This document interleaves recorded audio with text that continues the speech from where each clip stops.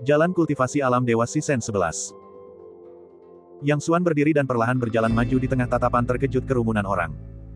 Dia berjalan menghampiri Liu Wenyuan dan memandanginya dari atas seolah-olah dia adalah seekor semut. Kau, bawaan, surga, Liu Wenyuan merasa diliputi rasa takut yang luar biasa, yang menyelimuti seluruh tubuhnya dalam sekejap, membuatnya merasa seolah-olah telah jatuh ke dalam kegelapan. Kau tidak bisa membunuhku. Diliputi rasa takut, dia tergagap, aku Yuan. Puff. Sebuah kaki menginjak lehernya, membendung kata-katanya dan mencegahnya berbicara. Cahaya di matanya perlahan memudar, dan dia tidak pernah mengerti mengapa seorang ahli kultivasi bawaan akan muncul sampai kematiannya. Yang Xuan berdiri dengan tangan di belakang punggungnya, seolah-olah dia telah melakukan sesuatu yang tidak penting, dan memandang acuh tak acuh ke arah para prajurit di halaman. Saat melihat Yang Xuan, semua prajurit diliputi rasa takut yang luar biasa. Mereka gemetar seluruh tubuh, kaki mereka lemas, dan mereka tanpa sadar mundur. Lebih buruk lagi, beberapa di antaranya sudah lumpuh di tanah, tidak mampu bergerak. Kembali dan beritahu Yuan Cheng bahwa aku menunggunya di sini. Tatapan Yang Xuan menyapu mereka, memancarkan otoritas yang tak terbatas. Tepat ketika semua prajurit mulai melarikan diri dalam kepanikan, suara iblis itu terdengar lagi, katakan padanya namaku Yang Xuan. Melihat mayat-mayat di tanah dan para prajurit yang melarikan diri dalam kekacauan, Lin Zhengfan tampak masih linglung. Dia menatap kosong ke arah Yang Xuan, wajahnya penuh ekspresi tercengang, seolah-olah sedang menatap seorang dewa. Wu Tua menatap Yang Xuan dengan kaget, sebuah suara bergema di benaknya, membuatnya terdiam dan membeku di tempat. Penguasa alam bawaan, penguasa alam bawaan. Suara itu seperti guntur, membuat seluruh tubuhnya gemetar. Jiang Tingtao memegang Bailing, menatap kosong ke arah Yang Xuan, pikirannya benar-benar kosong. Setelah serangkaian perubahan itu, dia tampak masih linglung. Tanpa disadarinya, cahaya hijau samar sudah berkilauan di luka di punggung Bailing. Bagaimana mungkin Yang Xuan membiarkan wanita yang setia dan keras kepala ini mati seperti ini? Kau, siapa sebenarnya kau? Setelah lolos dari malapetaka besar, Lin Zhengfan tidak merasakan sedikit pun kegembiraan. Ia hanya merasakan ketakutan yang sangat besar menyelimutinya, membuatnya sulit bernapas. Yang Xuan, guru besar pelindung kerajaan Yan dan seorang ahli Xiantian, jawab Lin Suying mewakili Yang Xuan. Apa? Suara Lin Sui bagaikan petir, tiba-tiba meledak di telinga Lin Zhengfan, membuat pikirannya kosong dan tidak mampu bereaksi untuk waktu yang lama. Setelah sekian lama, ia tersentak dan jiwanya kembali ke tubuhnya. Setelah berdiri di sana sejenak, ia perlahan berlutut dengan senyum pahit di wajahnya, orang tua ini buta dan tidak mengenali Guru Yang. Aku telah sangat menyinggungmu dan dosa-dosaku tak terampuni. Mohon hukum aku, Guru Yang.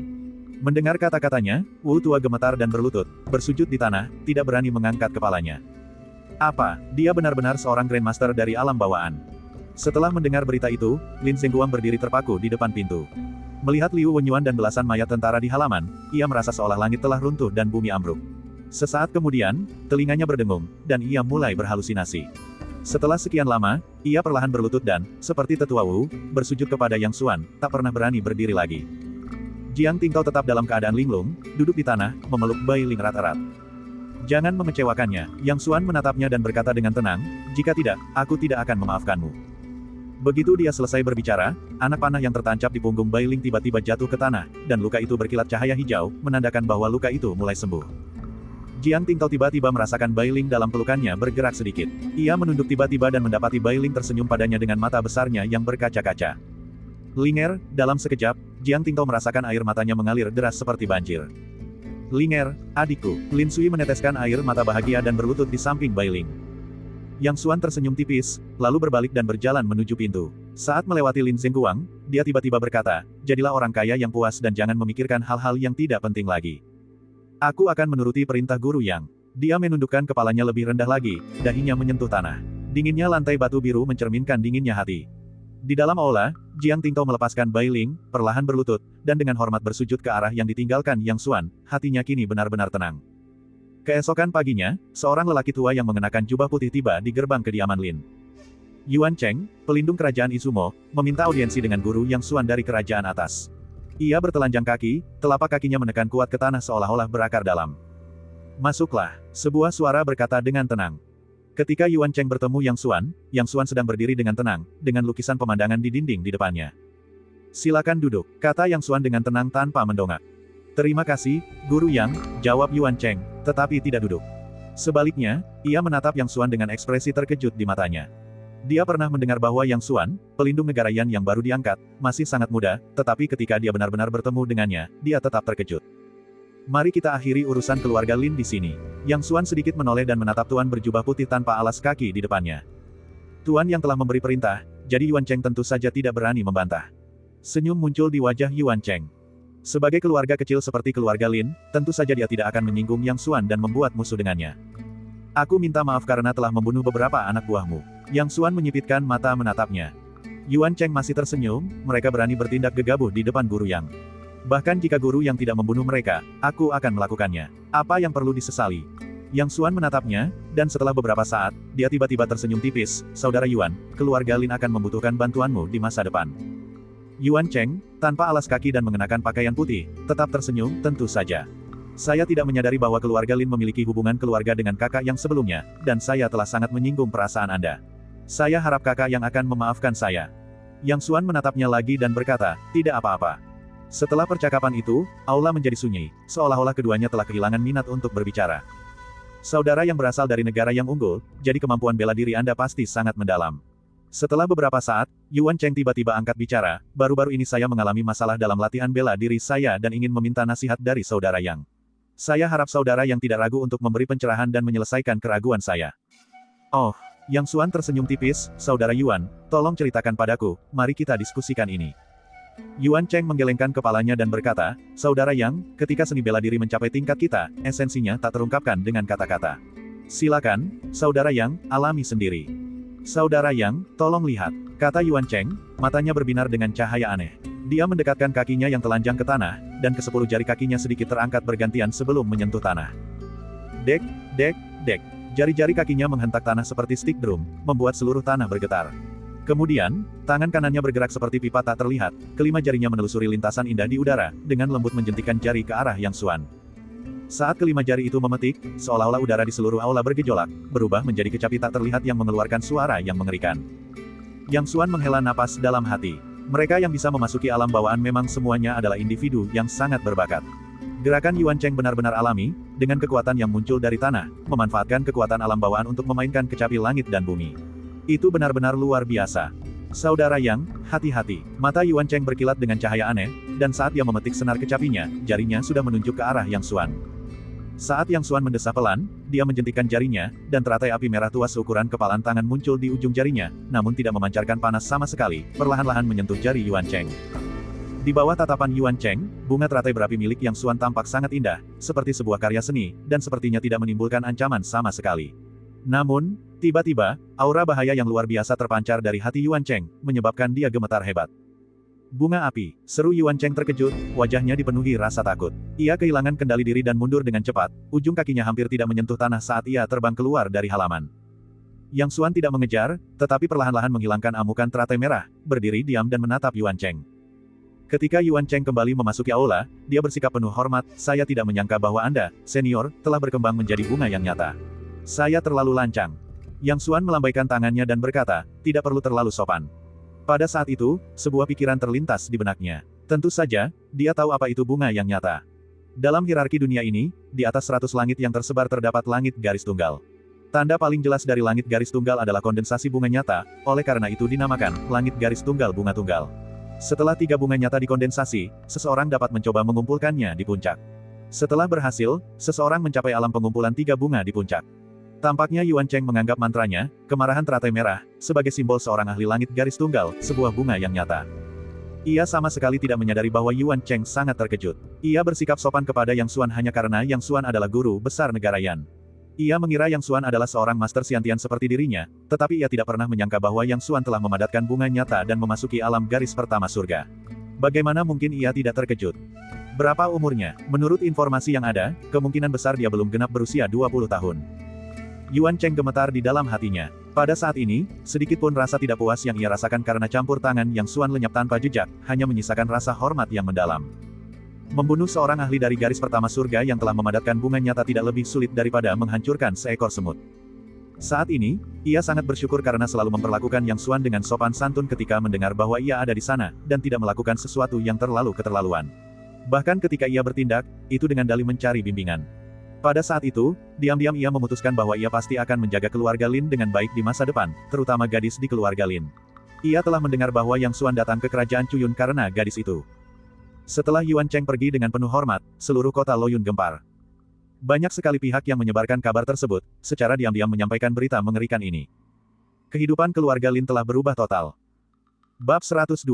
Apa, Tuan Yang Xuan, pelindung negara Yan? Si Yusu membanting tangannya ke meja, hingga salah satu sudut meja kayu cendana yang sangat berharga itu terlepas. Dia sangat terkejut, telinganya berdenging, dan dia kehilangan kemampuan untuk berpikir. Si Xiuxian merasa sangat ketakutan. Saat itu, dia teringat bagaimana dia memperlakukan Lin Sui di jalan. Setelah terdiam cukup lama, si Yusu tiba-tiba teringat sesuatu, lalu mencengkeram kerah baju si Xiuxian dan berteriak, "Kau bilang tadi kau bertemu dengan nona muda keluarga Lin di jalan." Ya, ayah, tapi..." Si Xiuxian ingin mengatakan sesuatu, tetapi si Yusu menamparkan wajahnya, dan separuh wajahnya langsung membengkak. "Dasar bajingan, apa kau ingin menghancurkan keluarga Siku selamanya?" Si Yusu kini diliputi rasa takut. Ia teringat berita itu, Lin Suying adalah istri Yang Xuan, pelindung kerajaan Yan. "Cepat, seseorang datang cepat. Siapkan hadiah-hadiah mewah dan pergilah ke kediaman Lin." "Tidak, aku akan pergi sendiri." Si Yusu meraung, gemetar seluruh tubuhnya. Keluarga Han dari kota Loyun.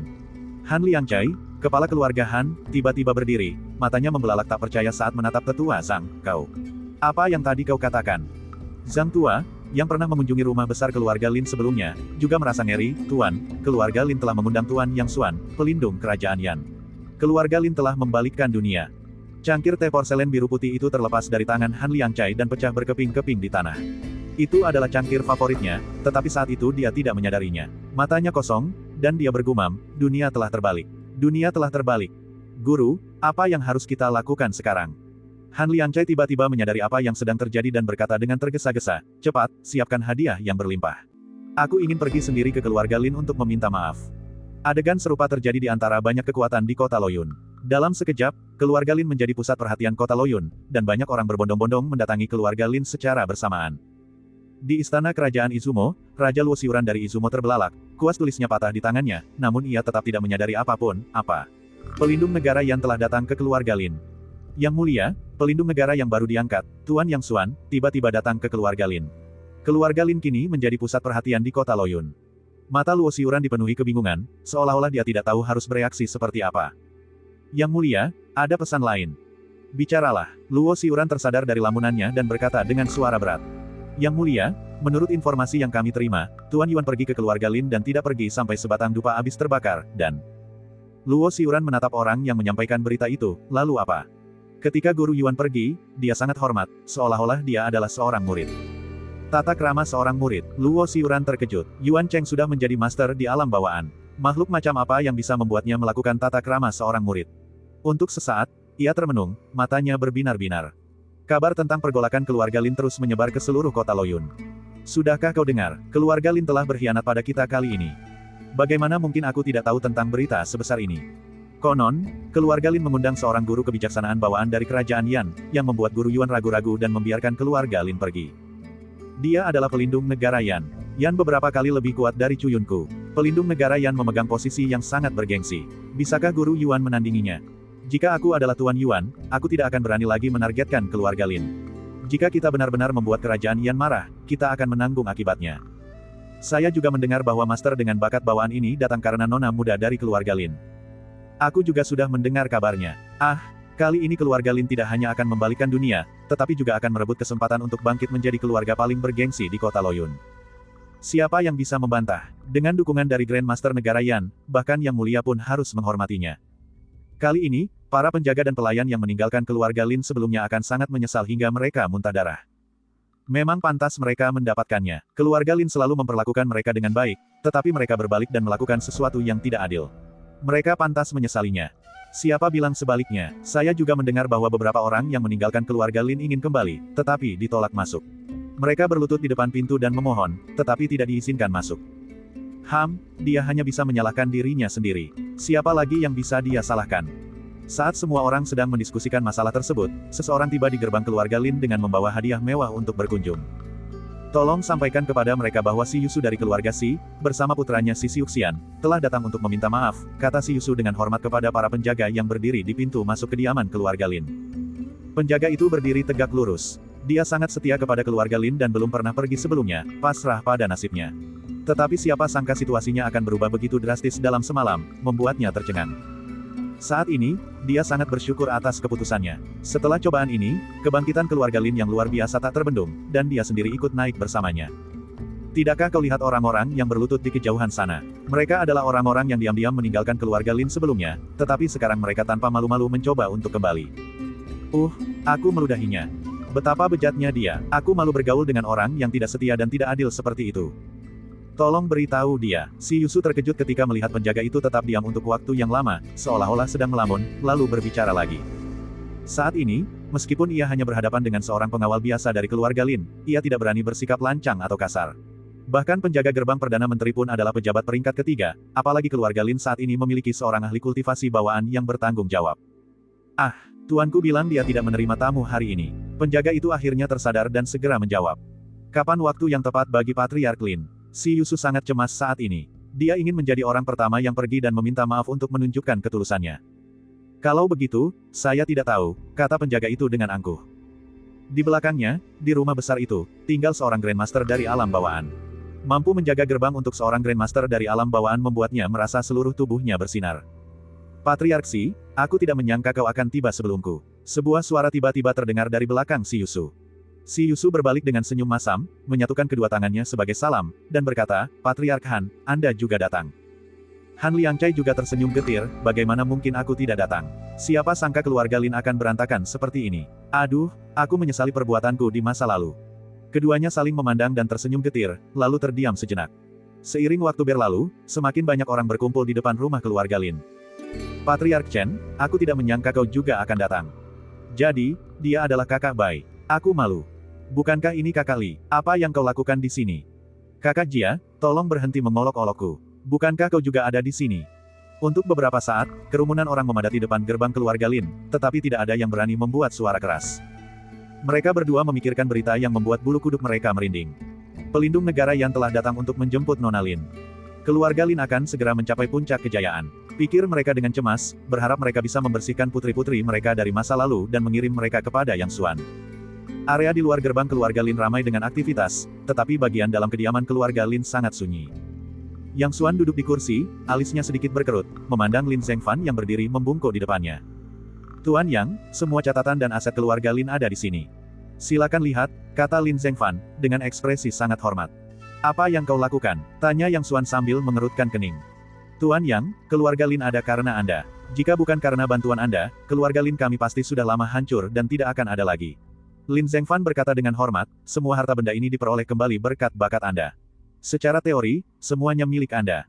Lin Zhengfan juga diliputi emosi saat itu. Dia tidak pernah membayangkan bahwa pemuda yang selalu dia pandang rendah akan menimbulkan sensasi seperti ini setelah mengungkapkan identitasnya. Terutama, memikirkan betapa arogannya dia berbicara di depan guru yang dan menegurnya seolah-olah dia adalah pelamar putrinya membuat dia ingin menamparkan dirinya sendiri beberapa kali.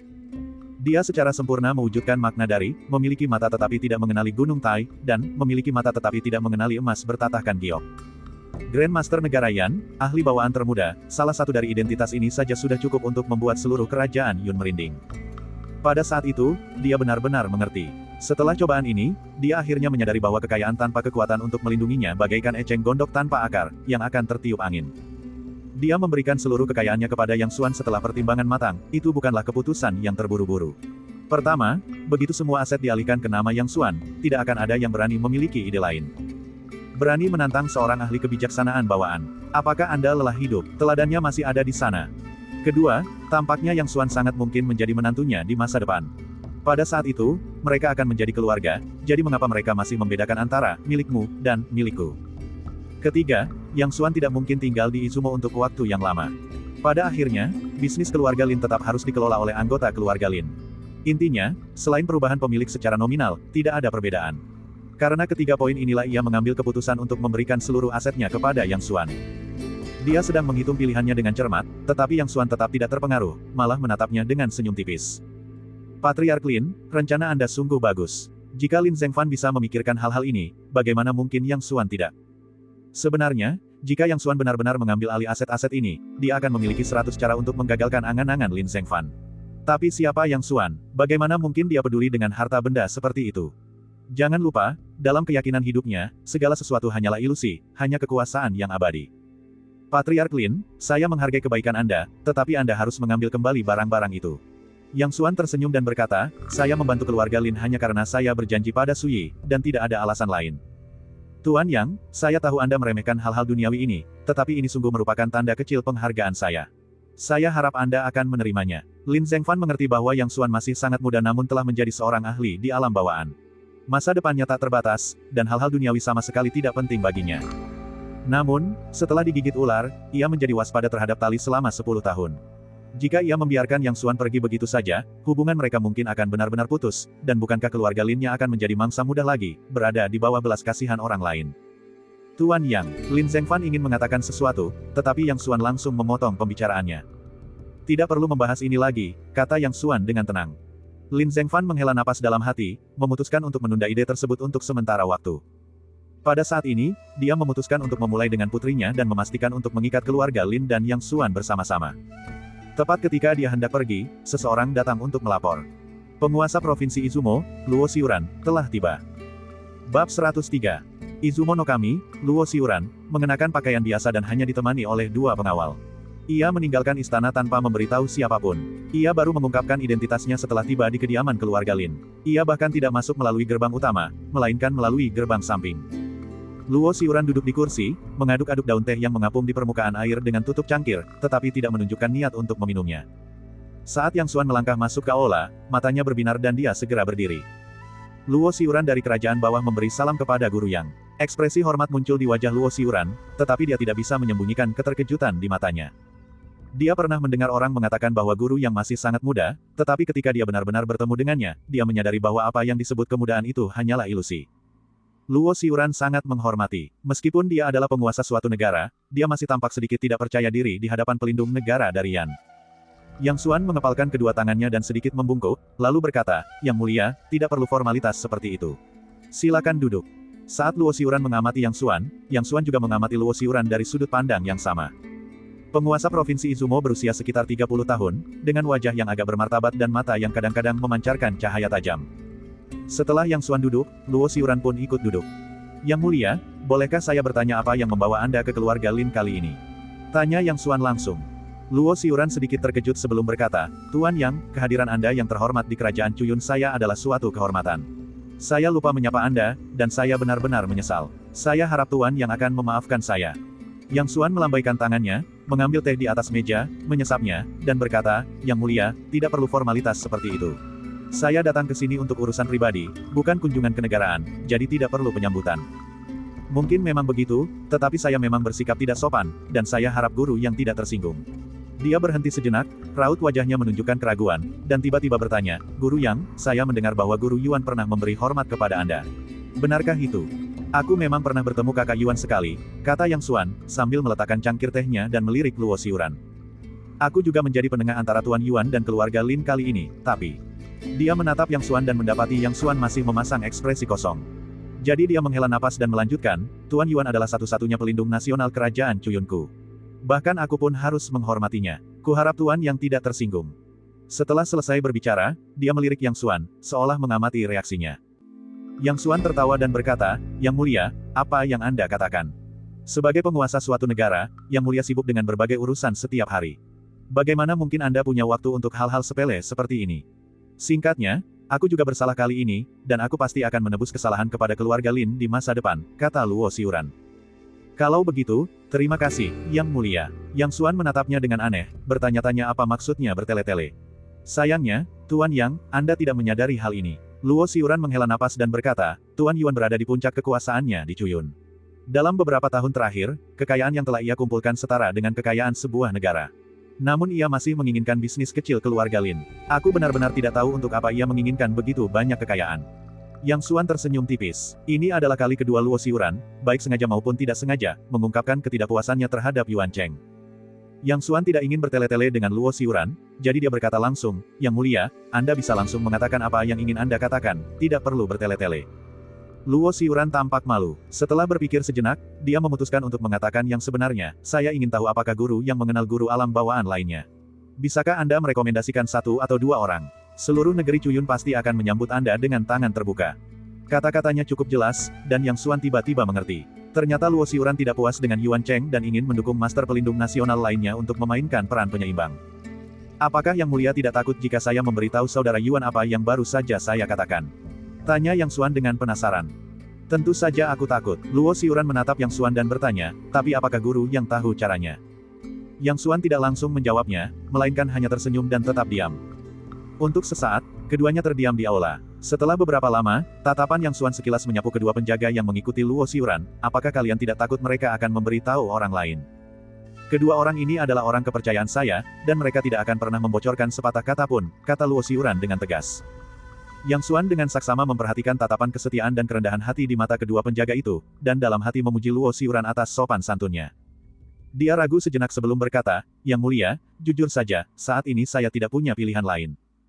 Luo Xiuran tidak menunjukkan tanda-tanda kekecewaan, tetapi berkata, Guru Yang, saya punya permintaan. Yang Mulia, silakan berbicara.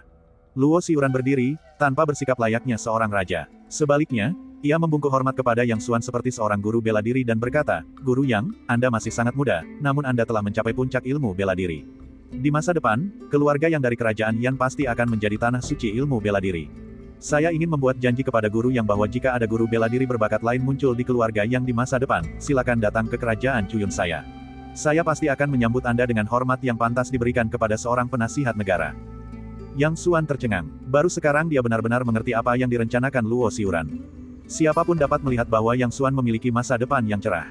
Seorang master muda alam bawaan seperti dia pasti akan mencapai tingkat yang lebih tinggi di masa depan. Yang Xuan pasti akan membina master alam bawaan untuk keluarga Yang di masa mendatang. Oleh karena itu, investasi awal Luo Xiuran dimaksudkan untuk membangun hubungan dengan Yang Xuan dan memanfaatkan kesuksesan bintang masa depan ini. Bayangkan jika seseorang dari keluarga yang bertugas sebagai pelindung negara di Izumo, bisakah Yang Xuan benar-benar mengabaikannya jika sesuatu terjadi pada Izumo? Yang Xuan tenggelam dalam pikirannya, tetapi Luo Xiuran tidak menunjukkan tanda-tanda kecemasan dan menunggu dengan tenang. Pada saat ini, Yang Xuan mengerti mengapa dia berani mengucapkan kata-kata ini di sini tanpa takut Yuan Cheng mengetahuinya. Selama Yang Xuan menyetujui hal ini, bahkan jika Yuan Cheng mengetahuinya di kemudian hari, dia mungkin tidak akan berani mengatakan apapun. Penguasa suatu negara memang memiliki pandangan jauh ke depan dan berwawasan luas, jauh melampaui jangkauan orang biasa. Namun, Yang Xuan merasa bahwa saran ini sebenarnya tidak buruk bagi keluarga Yang. Mereka tidak seharusnya menaruh semua telur dalam satu keranjang. Jika keadaan berubah di negara Yan di masa depan, mereka masih memiliki pilihan untuk pergi ke Cuyun. Awalnya, dia berencana untuk kembali kali ini dan mencari cara untuk membantu Yang Qingshan mencapai alam bawaan terlebih dahulu, agar dia bisa bepergian dengan tenang. Awalnya, dia lebih menyukai paman keenamnya, Yang Qingsu, tetapi dia belum mencapai puncak tingkat ke-10, jadi dia hanya bisa membicarakannya nanti. Baiklah, Yang Xuan mengangguk. Yang Xuan bukanlah tipe orang yang suka berlama-lama. Begitu dia mengambil keputusan, dia akan setuju tanpa basa-basi dan tegas, tanpa bertanya keuntungan apa yang akan dijanjikan Luo Xiuran kepada keluarga Yang.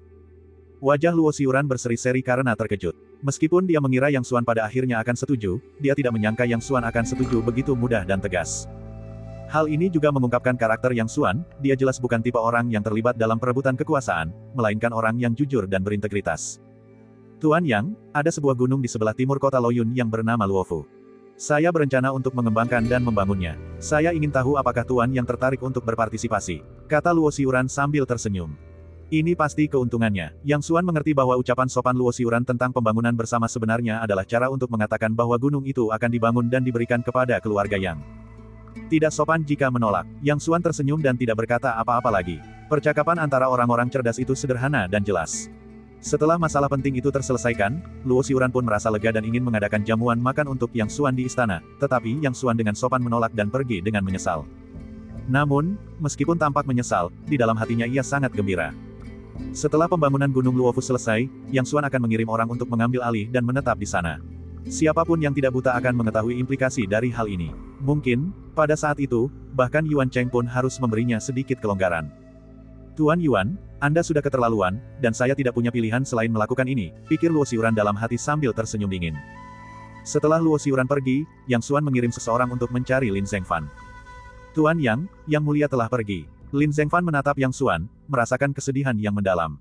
Inilah kekuatan, inilah kehadiran yang mengagumkan dari seorang ahli dengan kemampuan bawaan, yang sepenuhnya melampaui otoritas kekaisaran. Bahkan kaisar suatu negara pun harus datang secara pribadi untuk menemui Yang Xuan. Pada saat itu, ia sangat mendambakan kekuatan tertinggi ini. Yang Xuan mengabaikan kata-katanya, menyesap teh, dan berkata, Patriark Lin, setelah beberapa waktu, keluarga Yang saya akan mengirim orang untuk menetap di kota Loyun. Pada saat itu, saya harap Patriark Lin dapat menjaga kami. Sebenarnya, keluarga yang sama sekali tidak membutuhkan bantuan keluarga Lin. Luo Xiuran secara alami akan mengatur semuanya dan memperlakukan keluarga yang sebagai tamu kehormatan. Namun, keluarga Lin masih memiliki pengaruh yang cukup besar di kerajaan Cuyun. Karena keluarga yang baru datang ke negara itu, memiliki tokoh kuat lokal seperti itu di sisi mereka akan memungkinkan mereka untuk lebih cepat memantapkan diri. Jangan khawatir, Tuan Yang, saya akan mengurus semuanya sendiri. Lin Zhengfan langsung setuju, tetapi dia sangat penasaran mengapa Yang Xuan mengirim seseorang ke sini. Setelah berpikir sejenak, dia menambahkan, Tuan Yang, keluarga Lin memiliki beberapa perkebunan di tempat lain. Saya akan mengirim orang untuk membereskannya sekarang. Tidak perlu. Ngomong-ngomong, apakah kau tahu tentang Gunung Luofu? Tanya Yang Xuan. Gunung Luofu, tanya Lin Zhengfan penasaran. Gunung Luofu adalah pegunungan yang berdekatan dengan kota Luoyun. Tingginya tidak terlalu besar, tetapi pemandangannya indah.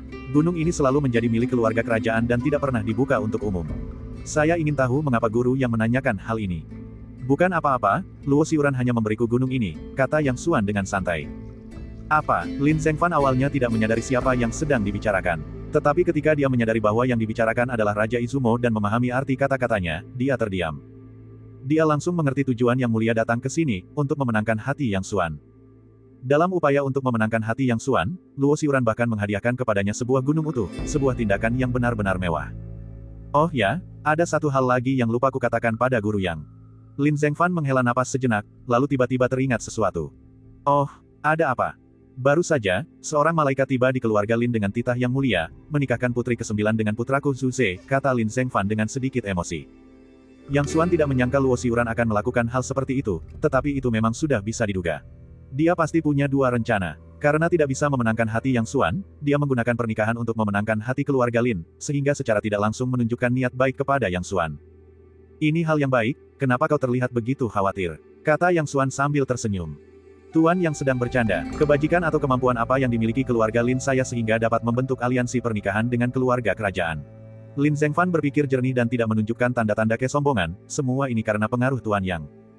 Yang Xuan tentu saja tahu bahwa dia mengatakan yang sebenarnya, dan tersenyum tanpa mengucapkan sepatah kata pun. Tapi bagaimana seharusnya pernikahan ini diatur? Saya akan sangat menghargai bimbingan guru Yang. Lin Zhengfan juga merasa tak berdaya. Secara logika, ini memang hal yang baik. Dengan menikah dengan keluarga kerajaan, keluarga Linnya akan menjadi kerabat kaisar, menikmati status bangsawan dan banyak keuntungan. Namun, dia harus meminta pendapat Yang Xuan. Dia tidak akan merasa tenang jika tidak bertanya. Itu kabar baik, mari kita lanjutkan, kata Yang Xuan sambil tersenyum. Kemudian dia bertanya dengan penasaran, apakah putri ke-9 adalah putri Luo Xiuran? Dia menatap Luo Xiuran, yang baru berusia 30-an. Putrinya pasti masih sangat muda. Apakah benar-benar pantas menikahi seseorang yang begitu muda? Putri ke-9 adalah saudara perempuan yang mulia. Lin Zhengfan menghela napas dalam hati, berpikir bahwa hanya seorang ahli dengan bakat alami seperti Yang Xuan yang berani memanggil Yang Mulia dengan nama depannya. Begitu, Yang Xuan terdiam, menyadari bahwa dia telah salah paham. Bab 104. Saat senja tiba, Yang Xuan sedang menyerap energi spiritual langit dan bumi di halaman ketika Jiang Tingtao dan Bai Ling tiba bersama. Terima kasih, Guru Yang, karena telah menyelamatkan hidupku. Bai Ling tersipu dan perlahan berlutut di depan Yang Xuan. Terima kasih, Guru Yang. Jiang Tingtao juga berlutut, ekspresinya sangat rumit. Mengingat berbagai adegan pertemuannya dengan Yang Xuan, ia dipenuhi emosi. Saat ini, ia takjub akan keberuntungannya yang luar biasa. Untungnya, Yang Xuan tidak mempermasalahkannya karena Lin Sui. Jika tidak, mengingat sikapnya, ia pasti sudah mati berkali-kali jika itu adalah master bawaan lainnya. Setelah kejadian ini, dia tampak jauh lebih dewasa dalam semalam, tidak lagi memiliki sifat impulsif seperti dulu, dan menjadi agak tenang dan terkendali. Bangun, tak perlu basa-basi, kata Yang Xuan kepada keduanya, tatapannya ke arah Bai Ling dipenuhi rasa kagum. Kepribadian Bai Ling tidak seperti wanita dari masyarakat feodal, sebaliknya, dia menyerupai wanita modern yang rela mempertaruhkan segalanya demi cinta, yang patut dikagumi. Terima kasih, Guru Yang. Bai Ling berdiri, tatapannya ke arah Yang Xuan dipenuhi rasa ingin tahu, hormat, dan terima kasih. Aku berharap kalian berdua memiliki kehidupan yang panjang dan bahagia, dan semoga kalian dikaruniai banyak putra yang sehat, kata Yang Xuan sambil tersenyum. Keduanya terdiam. Tidak ada yang salah dengan apa yang dikatakannya, tetapi Yang Xuan tampaknya tidak menyadari bahwa meskipun secara lahiriah ia adalah seorang anak laki-laki berusia 17 tahun, ia berbicara dengan cara yang sangat kuno seolah-olah ia adalah seorang pria berusia 100 tahun. Sungguh aneh melihatnya seperti itu. Bai Ling tersipu, melirik Jiang Tingtao, dan matanya penuh daya pikat. Jiang Tingtao tersipu, terutama karena kata-kata itu keluar dari mulut seorang anak laki-laki berusia 17 tahun, yang membuatnya tampak agak aneh. Namun, pikiran-pikiran itu hanya sesaat. Begitu ia memikirkan identitas Yang Xuan, semua perasaan aneh itu lenyap. Guru sudah mengatakan bahwa beliau ingin melamar keluarga Bai, kata Jiang Tingtao dengan malu-malu. Yang Xuan tertawa dan menatap Bai Ling. Bai Ling menundukkan kepalanya dengan malu-malu, tak mampu berkata-kata, tetapi dilihat dari ekspresinya, hatinya sudah dipenuhi kegembiraan. Baiklah, jika Patriark Bai tidak bersedia saat tiba waktunya melamar, biarkan dia datang kepadaku, kata Yang Xuan dengan tenang. Jiang Tingtao sangat gembira mendengar hal ini. Dengan ucapan Yang Xuan, pernikahannya dengan Bai Ling sudah pasti, dan tidak ada yang berani keberatan. Terima kasih. Jiang Tingtao membungkuk dalam-dalam, kali ini benar-benar yakin dan tanpa sedikit pun ragu. Setelah Bai Ling dan suaminya pergi, Lin Zuzu, ditemani oleh Lin Zhengfan, juga datang ke tempat Yang Xuan. Zuzu, cepatlah berterima kasih kepada guru yang karena telah menyelamatkan hidupmu, kata Lin Zhengfan dengan sungguh-sungguh begitu memasuki ruangan. Terima kasih, Guru Yang, karena telah menyelamatkan nyawa saya. Lin Zuzu berlutut dengan hormat dan bersujud 3 kali dengan tulus. Dia benar-benar berterima kasih kepada Yang Xuan dari lubuk hatinya yang terdalam. Penyakit racun dingin telah menghantuinya sejak kecil, menyiksanya selama lebih dari 1 dekade dan membuatnya beberapa kali mempertimbangkan bunuh diri. Dia tidak pernah menyangka Yang Xuan bisa menyembuhkannya dengan begitu mudah. Bagaimana mungkin dia tidak bersyukur? Yang Xuan tidak bergerak, dan menahan 3 pukulan darinya. Dia tidak memiliki hubungan sebelumnya dengan Lin Zuzu, dan menyelamatkan nyawanya sudah merupakan sebuah kebaikan yang sangat besar, bukan hal sepele. Menerima 3 kali sujudnya sesuai dengan kehendak surga. Kebaikan tidak boleh diberikan dengan sembarangan. Meskipun Yang Xuan bukanlah orang yang ingin membalas kebaikan, dia tidak ingin orang lain mengabaikan kebaikannya dan melupakannya begitu saja. Setelah Lin Zuzu bangun, Yang Xuan meliriknya dan mendapati bahwa meskipun racun dingin di tubuhnya telah hilang, fisiknya sangat lemah karena menderita racun dingin selama bertahun-tahun. Jika dia ingin mempelajari seni bela diri, jalannya pasti akan sangat berliku. Melihat tatapan mata Lin Zhengfan yang berbinar, Yang Xuan bisa menebak apa yang dipikirkannya. Ia hanya ingin Yang Xuan memberikan obat untuk memperkuat tubuh Lin Zuzuo, dan jika ia bisa menjadikan Lin Zuzuo sebagai muridnya, itu akan lebih baik lagi. Yang Xuan mencemooh idenya. Dia bukan dokter sungguhan, jadi bagaimana mungkin dia tahu resep obat. Sedangkan untuk menerima murid magang, itu bahkan lebih mustahil. Dao bukanlah sesuatu yang mudah diwariskan, dan Dao milik Yang Xuan bahkan lebih sulit untuk diwariskan begitu saja. Hari sudah malam ketika Lin Zhengfan dan Lin Zu pergi, wajah mereka penuh kekecewaan. Saat ini, bulan purnama bersinar terang di langit, memancarkan sinar perak yang tak terhitung jumlahnya yang jatuh pada Yang Xuan dan Lin Suying. Apakah kau akan pergi? Tanya Lin Suyi dengan suara rendah sambil berdiri di sampingnya. Yah, tidak ada lagi yang bisa dilakukan di sini. Aku harus kembali ke Yan. Yang Xuan menatapnya, cahaya bulan menyinari wajahnya, membuatnya tampak sangat cantik. Lin Sui terdiam lama tanpa mengucapkan sepatah kata pun. Yang Xuan menatapnya lagi dan tiba-tiba tersenyum lalu berkata, setelah kau menyelesaikan urusan di sini, jika kau punya waktu, kau bisa datang ke Yan untuk menemuiku, dan aku akan memanggang kelinci untukmu. Lin Sui terkekeh, senyumnya mekar seperti bunga. Kalau begitu, aku akan memanggangnya untukmu. Lin Sui merasakan kehangatan di hatinya, dan matanya melengkung seperti bulan sabit. Itu juga bisa. Yang Xuan sama sekali tidak menunjukkan rasa malu, kulitnya sangat tebal. Ini adalah inti bagian dalam yang Anda minta. Satu berbahan dasar air, dan yang lainnya berbahan dasar logam. Lin Suying mengeluarkan 2 kotak giok dan berkata, ini adalah satu-satunya 2 yang dimiliki keluarga Lin saat ini. Jika itu tidak cukup, saya akan memikirkan cara lain. Cukup. Yang Xuan tanpa basa-basi langsung mengambil kotak giok itu, termasuk inti dalam yang kuambil darimu sebelumnya. Sekarang ada 3, itu sudah cukup. Saat ini ia memiliki 4 inti batin. Jika ia menggunakannya untuk memurnikan pil emas bawaan, kemungkinan besar ia akan berhasil memurnikan setidaknya 1 pil, yang akan cukup untuk dikonsumsi oleh Yang Qingsu. Adapun pil emas bawaan yang saat ini dimiliki keluarga yang mereka peroleh dari Sun Chongming, ia berencana agar Yang Qingshan meminumnya setelah kembali ke rumah sehingga ia dapat langsung menembus ke alam bawaan. Awalnya, pil emas bawaan ini ditujukan untuk paman ke-6 Yang Qingsu. Namun, rencana bisa berubah. Keluarga yang sekarang terlalu kuat dan menarik perhatian yang tidak diinginkan, jadi mereka sangat membutuhkan master bawaan lain untuk tampil dan mencegah para pembuat onar. Kapan kau akan pergi? Tanya Lin Suyi, dengan sedikit keraguan di wajahnya. Yang Xuan berpikir sejenak dan berkata, besok. Dia ingin kembali ke Yan sesegera mungkin. Dia tidak tahu apakah Gan Tingjun sudah kembali atau belum. Jika Gan Tingjun sudah kembali, dia pasti akan menimbulkan masalah bagi keluarga Yang. Tanpa Yang Xuan yang bertanggung jawab, keluarga Yang tidak akan mampu bertahan lebih dari beberapa hari. Oh. Jawab Lin Suyi, lalu tidak berkata apa-apa lagi. Untuk sesaat, kedua orang di halaman itu terdiam, dan suasana perpisahan perlahan menyelimuti mereka. Apakah kau punya anggur? Tanya Yang Xuan tiba-tiba. Aku akan mengambilkannya untukmu. Apa kau masih mau Drunken Mundeu? Tanya Lin Suyi. Mari kita pilih embun bulan mabuk, kata Yang Xuan. Lin Suying kembali tak lama kemudian, membawa toples besar berisi Drunken Mundeu dan beberapa kue wijen. Bagaimana kau tahu aku lapar? Yang Xuan tertawa, mengambil kue wijen, dan menggigitnya dengan lahap. Kemudian dia mengambil kendi anggur dan meneguknya dengan rakus, memenuhi halaman dengan aroma anggur. Lin Suying tersenyum pada Yang Xuan, tetapi tidak mengatakan apapun, hanya tersenyum. Keesokan paginya, Yang Xuan meninggalkan keluarga Lin tanpa memberitahu siapapun.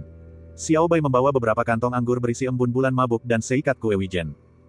Hanya Lin Suying yang keluar untuk mengantar kepergiannya.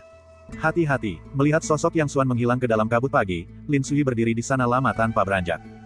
Yang Xuan melakukan perjalanan dengan kecepatan luar biasa, dan hanya dalam 1 hari, dia telah menempuh jarak yang sangat jauh dari kota Loyun. Saat Yang Xuan melaju kencang, ia merasa segar dan rileks, seolah beban berat telah terangkat dari pundaknya, seperti seekor naga memasuki laut tanpa hambatan lagi.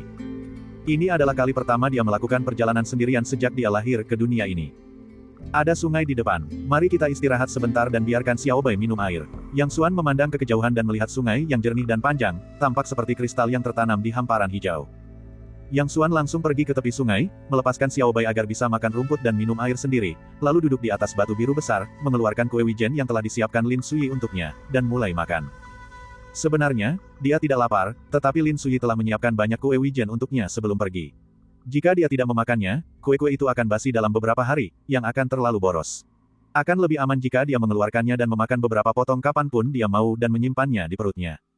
Sambil menggigit panekuk dan menyesap mundeu, Yang Xuan merasakan ketenangan saat angin malam menerbangkan rambutnya dan membuatnya berkibar tertiup angin. Seluruh dirinya menjadi tenang. Ini adalah pertama kalinya sejak ia lahir ke dunia ini ia merasa begitu rileks dan tanpa beban. Saat ini, padang belantara terbentang luas dan sunyi, sungai yang panjang bermandikan cahaya matahari terbenam, dan senja mewarnai seluruh dunia dengan warna kemasan, menciptakan nuansa keagungan dan kesunyian yang tragis. Dataran Qing Yuan bersinar dengan cahaya tak terbatas, sungai besar mengalir ke timur, siang dan malam putih. Entah mengapa, Yang Xuan tiba-tiba teringat 2 baris terakhir puisi Wen Tianxiang, meninggalkan Jisoo, dan tak kuasa menahan diri untuk meneriakkannya. Suaranya terdengar jelas, dan energi spiritual meluap, menyebabkan percikan air yang tak terhitung jumlahnya muncul dari sungai yang jernih dan tenang di depannya, seolah-olah air itu telah direbus. Hahaha, Yang Xuan tertawa terbahak-bahak, tawanya bergema jauh dan luas, menggema antara langit dan bumi, sebuah perasaan sukacita yang tak terlukiskan. Bekukan semuanya, nol mutlak. Secara tiba-tiba, Yang Xuan, dengan dorongan nakal, merentangkan tangannya lebar-lebar, seperti seorang penyihir dari legenda fantasi barat, dan dengan lantang melafalkan mantra. Begitu dia selesai berbicara, aliran jernih yang tadinya mengalir tenang di depannya tiba-tiba retak dan membeku menjadi bongkahan es besar dalam sekejap, berkilauan indah di bawah sinar matahari terbenam. Lumayan, agak terasa seperti sihir. Yang Xuan tertawa terbahak-bahak. Dengan sebuah pikiran, balok es sebening kristal itu mencair dengan cepat dan kembali menjadi air sungai yang jernih.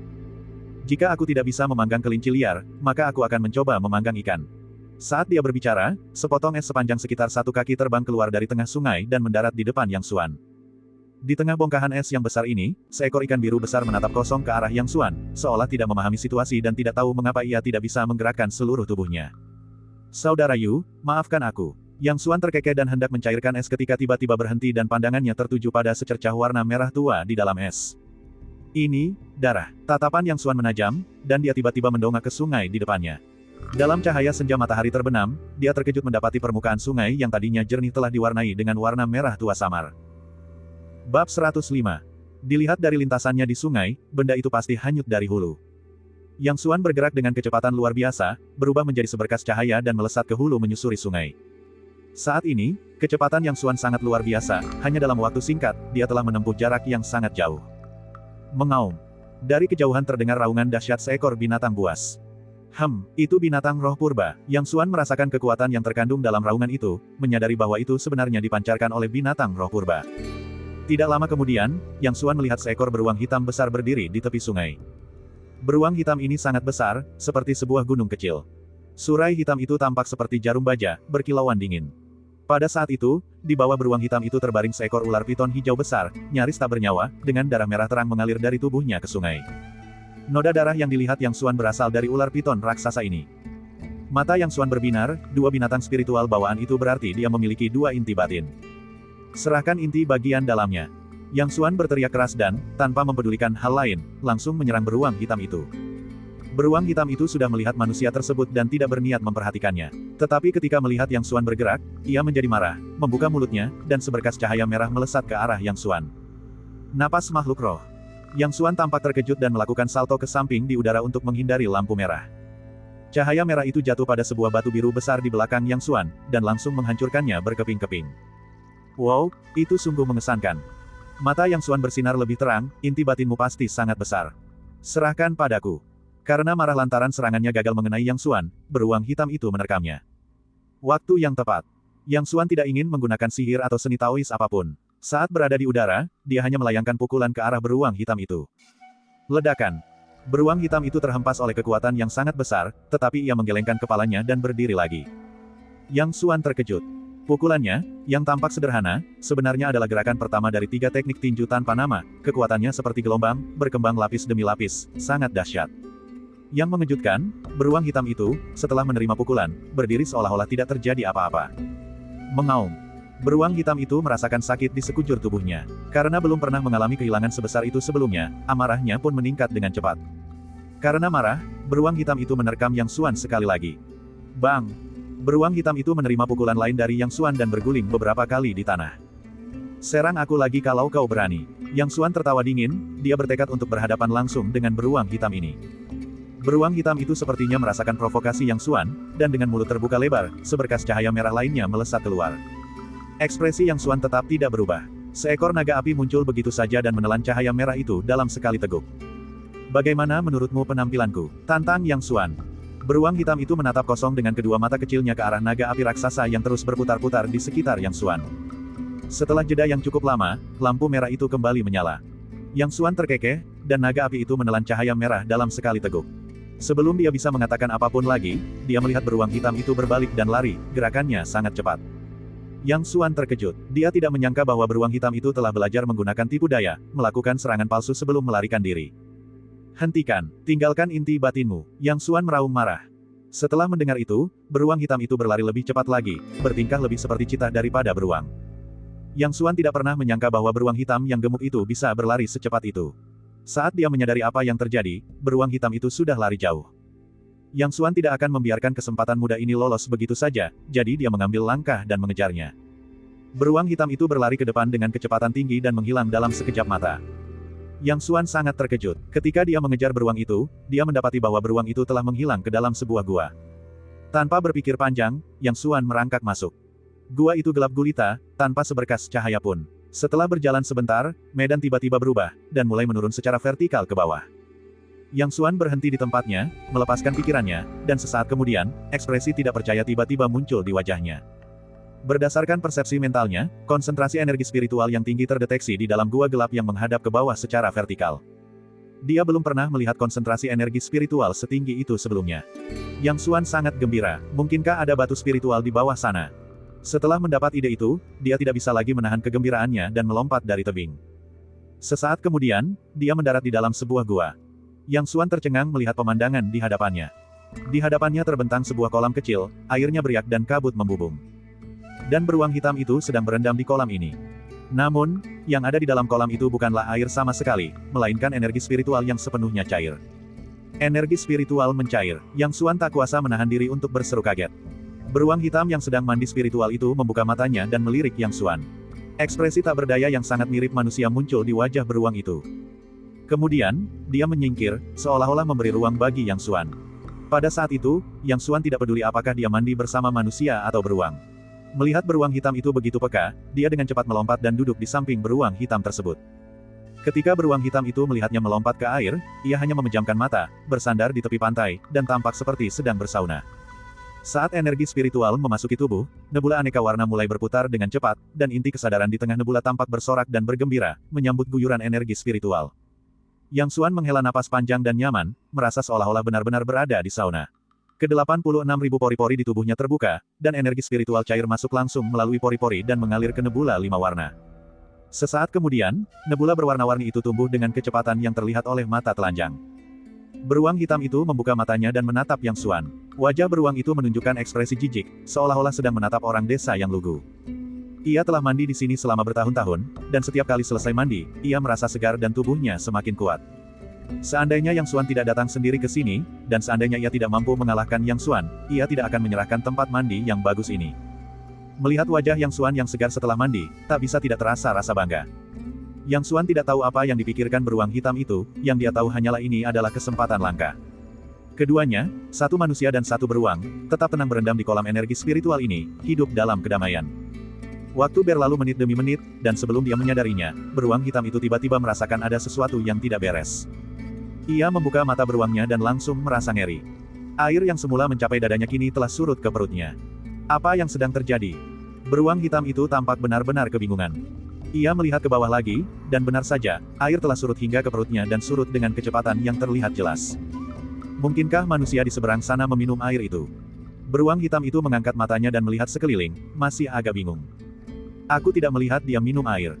Yang Xuan duduk di tengah kolam dengan mata terpejam, seolah-olah sedang tidur. Beruang hitam itu benar-benar bingung. Ia memeras otaknya tetapi tetap tidak bisa memahami apa yang sedang terjadi.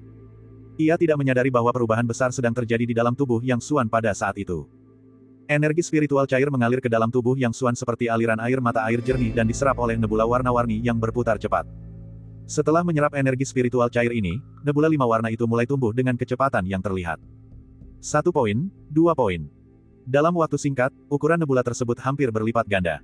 Energi spiritual terus mengalir masuk, dan nebula aneka warna terus menyerap sejumlah besar energi spiritual. Beruang hitam itu menatap dengan mata terbelalak saat permukaan air di kolam terus menurun, memperlihatkan kakinya, lalu cakarnya, dan akhirnya mengering sepenuhnya, mengeksposnya ke dunia luar. Yang Xuan tiba-tiba menghela napas panjang lalu membuka matanya. Begitu dia membuka matanya, dia melihat seekor beruang hitam menatapnya dengan ekspresi muram, kaki-kakinya yang besar berkedut. Dia tidak tahu bagaimana dia bisa melihat kesedihan di mata seekor beruang, tetapi dia memang bisa melihatnya. Big Black, terima kasih banyak. Yang Xuan tertawa terbahak-bahak dan berdiri. Saat ini, tidak ada jejak energi spiritual cair di kolam tersebut, semuanya telah terserap ke dalam tubuh Yang Xuan. Sesaat kemudian, pikirannya tenggelam ke dalam kehampaan dantiannya, di mana ia melihat bahwa nebula 5 warna itu telah kembali normal dan perlahan berputar. Namun, nebula berwarna-warni ini ukurannya lebih dari 2 kali lipat dari sebelumnya. Pembangunan fondasi tahap menengah. Yang Xuan mengepalkan tinjunya, merasakan kekuatan luar biasa di dalam tubuhnya, dan tak kuasa menahan diri untuk berseru kegirangan. Benar sekali, dia sudah memasuki tahap pertengahan pembentukan fondasi. Big Black, berkatmu kali ini, aku tidak butuh inti dalammu. Yang Xuan mengepalkan tangannya memberi hormat kepada beruang hitam itu, namun, akan tidak sopan jika aku menolak inti dalam ular piton raksasa itu. Selera humor Yang Xuan yang unik dalam hal memberi nama sesuatu membuatnya menamai beruang hitam itu, Big Black. Beruang hitam itu menatapnya dengan tatapan kosong, seolah masih terguncang oleh berita buruk tentang hilangnya air mandinya. Yang Xuan mengepalkan kedua tangannya memberi hormat kepada beruang hitam itu, lalu melihat sekeliling dan tidak menemukan apapun selain sarang beruang tersebut. Big Black, kau mau keluar dari mana? Yang Xuan mendongak ke arah gua yang berada sekitar 3 atau 4 zang di atas tanah, mengelus dagunya, dan bertanya. Dia bisa dengan mudah melompat dan keluar, tetapi dia lebih penasaran tentang bagaimana beruang hitam itu akan keluar. Beruang hitam itu tampaknya mengerti kata-katanya. Dengan ekspresi melankolis, ia mengangkat cakarnya, menunjuk ke kiri, lalu menatap kolam yang sudah kering, seolah masih memikirkan kemana air mandinya akan pergi. Yang Xuan tersenyum canggung, bagaimanapun juga, memang agak salah jika ia telah meminum semua air mandi orang lain. Dia melihat ke bawah sepanjang telapak kaki beruang hitam itu dan melihat ada lubang gelap lain di sisi kiri gua, yang pasti merupakan jalan keluar. Yang Xuan berpikir sejenak, lalu tiba-tiba berkata, Big Black, aku telah menggunakan air mandimu. Aku tidak punya apapun untuk membalasmu, jadi aku akan memberikan kitab suci Dao Agung kepadamu sebagai hadiah. Setelah mengatakan itu, dia tidak peduli apakah beruang hitam itu mengerti atau tidak, dan langsung melafalkan teknik pemurnian Qi. Dia hanya bersikap licik, mencoba menipu beruang itu. Meskipun beruang hitam memiliki kebijaksanaan yang luar biasa, bagaimana mungkin mereka dapat memahami kitab suci yang begitu mendalam? Teknik pemurnian Qi itu tidak panjang. Suara Yang Xuan bergema di gua yang gelap, dan dia selesai membacanya dalam waktu singkat. Yang Xuan sangat iri dengan adegan-adegan yang pernah dibacanya dalam novel kultivasi di kehidupan sebelumnya, di mana mantra dapat langsung ditanamkan ke dalam pikiran orang lain.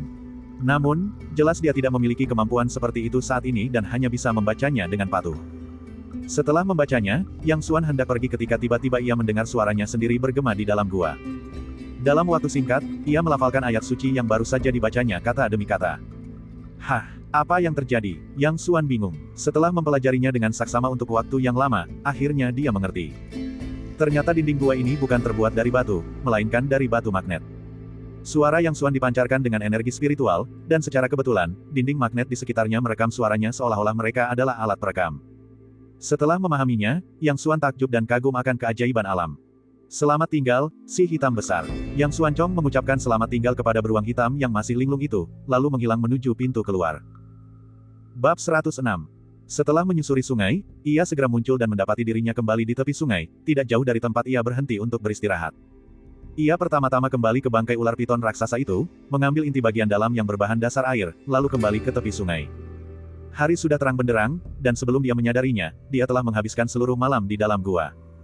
Si kecil putih dengan santai mengunyah rumput, tampaknya tidak khawatir tentang keselamatan Yang Xuan. Anak baru. Yang Xuan mengeluarkan suara mendesing, dan Xiao Bai meringkik lalu berlari mendekat. Aku akan kembali. Yang Xuan melompat dan mendarat tepat di punggung Xiao Bai. Dengan sedikit tekanan pada kakinya, Xiao Bai melesat seperti anak panah. Sekarang Yang Xuan sendirian, dia tidak perlu khawatir lagi. Energi spiritual tipe kayu terus memasuki tubuh Xiao Bai, dan Xiao Bai berlarian dengan gembira. Selain itu, setelah belajar pelajaran berharga dari perjalanannya yang lambat sebelumnya, dia mengabaikan semua hal lain di sepanjang jalan dan memasuki wilayah kerajaan Yan hanya dalam beberapa hari. Dia tidak berlama-lama, melainkan terus melanjutkan perjalanan menuju kota Yanjing. Dia baru berhenti setelah tiba di Biancheng, yang tidak jauh dari Yanjing. Biancheng adalah tempat perdagangan terkenal untuk tanaman obat di kerajaan Yan. Dia berencana membeli beberapa tanaman obat di sini dan kembali untuk mempelajari alkimia. Dia memperolehnya dari buku panduan alkimia bertema awan, yang hanya berisi pil penyembuhan. Untungnya, bahan-bahan obat yang dibutuhkan untuk pil ini semuanya umum, dan bahkan yang sedikit lebih berharga pun tersedia di apotek. Tuan, ramuan obat apa yang Anda butuhkan? Begitu Yang Xuan melangkah masuk ke toko jamu terbesar di Biancheng, seorang asisten toko datang menyambutnya. Yang Xuan mengingat kembali bahan-bahan obat dalam penjelasan rinci tentang alkimia, lalu membacanya satu persatu. Asisten toko mengeluarkan pena dan kertas lalu menuliskan setiap barang satu persatu. Kemudian dia membungkuk dan berkata, Tuan, kami memiliki semua ramuan obat yang Anda inginkan. Kualitasnya sangat bagus, tetapi harganya akan sedikit lebih tinggi. Yang Xuan mengangguk, tidak apa-apa. Melihat kemurahan hati Yang Xuan, asisten toko itu segera tersenyum dan pergi menyiapkan ramuan obat. Yang Xuan sedang asyik melihat-lihat barang ketika dia mendengar orang-orang mengobrol di dekatnya. Sudahkah kau dengar, sesuatu yang besar telah terjadi di kota Yanjing? Seseorang merendahkan suaranya, tetapi itu tidak luput dari pendengaran Yang Xuan. Oh, apa kabar? Aku baru saja pulang dari perjalanan. Apakah kau mengenal guru Yang, pelindung negara? Tanya pria itu dengan penuh misteri. Awalnya Yang Xuan tidak terlalu memperhatikan percakapan mereka, tetapi begitu mendengar kata-kata, Tuan Yang, hatinya tergerak. Tuan Yang adalah kepala penjaga kerajaan Yanku, bagaimana mungkin aku tidak mengetahuinya? Tuan Yang sedang dalam masalah besar kali ini, kata pria itu dengan penuh teka-teki. Jangan bicara omong kosong. Guru Yang adalah guru bawaan termuda di kerajaan Yan kita. Bagaimana mungkin kondisinya memburuk? Kau masih tidak percaya padaku? Dia telah menyinggung Tuan Gan. Tuan Gan sudah mengatakan bahwa jika Tuan Yang tidak berlutut di hadapannya dan bersujud untuk mengakui kesalahannya dalam waktu 10 hari, dia akan mencabuti keluarga Yang dan tidak akan meninggalkan seorang pun yang hidup. Ekspresi Yang Xuan perlahan berubah gelap. Hah, apa sebenarnya yang terjadi? Ceritakan cepat. Saya tidak tahu detailnya. Itu benar-benar insiden besar. Kedua tuan itu adalah tuan penjaga kerajaan Yan kita. Ketika dua harimau berkelahi, salah satunya pasti akan terluka. Ini tidak baik untuk kerajaan Yan kita. Siapa yang bisa membantah itu? Yang Xuan tidak bisa mendengarkan apapun yang dikatakan setelah itu. Gan Tingjun. Kilatan dingin muncul di mata Yang Xuan, jadi kau akhirnya muncul. Yang Xuan mencibir dalam hati. Pangeran tertua, Yan Feiyun, adalah murid Gan Tingjun, namun ia telah dipukuli oleh Gan Tingjun dan dipermalukan di depan semua pejabat sipil dan militer. Gan Tingjun tentu saja tidak akan membiarkan hal ini tanpa hukuman. Akan sangat aneh jika dia tidak menimbulkan masalah bagi Yang Xuan. Keluarga yang pasti sedang berada di bawah tekanan yang sangat besar saat ini. Tanpa kehadiran Yang Xuan, keluarga yang menghadapi seorang ahli tingkat bawaan sendirian, seperti belalang sembah yang mencoba menghentikan kereta perang. Tuan, ramuan obat Anda sudah siap. Asisten toko yang sama datang ke sisi Yang Xuan sambil membawa bungkusan besar. Yang Xuan tidak memeriksa tagihannya, setelah membayar, dia langsung keluar. Saya baru saja menunggang kuda menyeberangi jalan ketika saya melihat beberapa orang tergeletak di tanah di luar sebuah toko, dengan darah di mana-mana. Di hadapan mereka berdiri seorang pemuda, kepala tegak dan dada membusung, dengan ekspresi angkuh di wajahnya. Di belakangnya berdiri selusin pria kekar ahli bela diri. Ada banyak orang yang menyaksikan dari sekitar, semuanya mengobrol di antara mereka sendiri, tetapi tidak ada seorang pun yang maju untuk menghentikan mereka. Berani-beraninya mencuri bisnis keluarga Xiaoku, mereka benar-benar sudah lelah hidup. Kata pemuda itu dengan angkuh, memandang rendah orang-orang yang tergeletak di tanah. Xiao Minghui, aku dari keluarga yang di Yanjing. Beraninya kau memperlakukan kami seperti ini. Tidakkah kau takut Tuan yang akan mencabut kalian semua? Teriak seorang pria terluka yang tergeletak di tanah. Keluarga Yang. Xiao Minghui mencibir, apakah kau tahu keluarga Xiaoku adalah keluarga bawahan siapa? Biar ku katakan sesuatu yang bodoh, keluargaanku adalah keluarga bawahan Tuan Gan. Dia berkata dengan angkuh, Yang Xuan telah menyinggung Tuan Gan dan berada dalam kesulitan besar. Dia belum berani menunjukkan wajahnya, dan kau masih berani datang dan mencuri bisnisnya. Kau benar-benar tidak tahu apa yang terbaik untukmu. Omong kosong. Murid keluarga yang tergeletak di tanah berteriak dengan marah, kau membunuh murid keluarga Yangku. Setelah guru yang kembali, dia pasti akan membasmi keluarga Xiao Mu dan membalaskan dendam kami. Mau Mu. Tiba-tiba terdengar suara samar. Xiao Minghui tiba-tiba menoleh dan melihat ke arah sana. Yang Xuan, yang sedang menunggang kuda, menatapnya dengan acuh tak acuh, matanya sedingin es. Siapakah kau? Berani-beraninya kau ikut campur dalam urusan keluarga Xiao. Xiao Minghui mengamati Yang Xuan dan melihat bahwa dia biasa saja dan sama sekali tidak terlihat seperti seorang ahli bela diri. Namun, dia tidak menyadari bahwa murid keluarga yang terbaring di tanah itu menunjukkan ekspresi kegembiraan. Agung, tetua tertinggi. Murid keluarga yang itu berteriak kegirangan. Apa yang Anda maksud dengan terlalu tinggi atau terlalu rendah? Xiao Minghui mencibir, kau juga dari keluarga Yang. Itu sempurna, aku akan mengambil semuanya dan menyerahkannya kepada Tuan Gan untuk hukuman. Begitu selesai berbicara, dia melambaikan tangannya, dan lebih dari selusin ahli bela diri di belakangnya segera bergegas mendekat dengan senyum jahat. Para penonton terkejut ketika melihat seseorang ikut campur. Apakah pemuda ini seorang tetua keluarga Yang? Masih sangat muda, mereka pasti punya koneksi, kan? Kemunculannya sangat tidak tepat waktu. Melompat keluar pada saat seperti ini sama saja dengan bunuh diri. Sayangnya, singkatnya, keluarga Yang tidak akan mudah tanpa kehadiran Tuan Yang. Banyak orang tidak tahu bahwa Yang Xuan adalah tetua tertinggi dari keluarga Yang. Karena keluarga Yang telah mengatakan bahwa kami akan membasmi keluarga Xiao Mu, bagaimana mungkin aku tidak mengabulkan keinginannya? Kata Yang Xuan dengan tenang, suaranya jernih dan dingin. Tetua, saya, murid keluarga yang terbaring di tanah tiba-tiba merasa tenggorokannya tercekat dan air mata mengalir di wajahnya, seperti anak yang teraniaya saat melihat orang tuanya. Yang Xuan melambaikan tangannya sedikit, dan cahaya hijau samar menyinari tubuhnya. Dalam waktu singkat, luka-lukanya sembuh total, dan dia benar-benar berdiri. Adapun murid-murid keluarga yang lainnya, mereka semua telah kehilangan napas dan tidak dapat diselamatkan. Tatapan mata Yang Xuan semakin dingin, dipenuhi niat membunuh.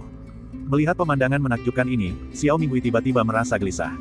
Betapapun bodoh atau dungunya dia, ketika dia melihat orang yang terluka itu berdiri dalam sekejap mata, dia tahu ada sesuatu yang salah. Pergi, bunuh dia, teriaknya, tetapi diam-diam dia sudah mundur beberapa langkah. Lebih dari selusin master bela diri menyeringai dan mengelilingi Yang Xuan. Keluarga Xiao adalah bagian dari Master Gan, dan mereka telah naik status bersamanya.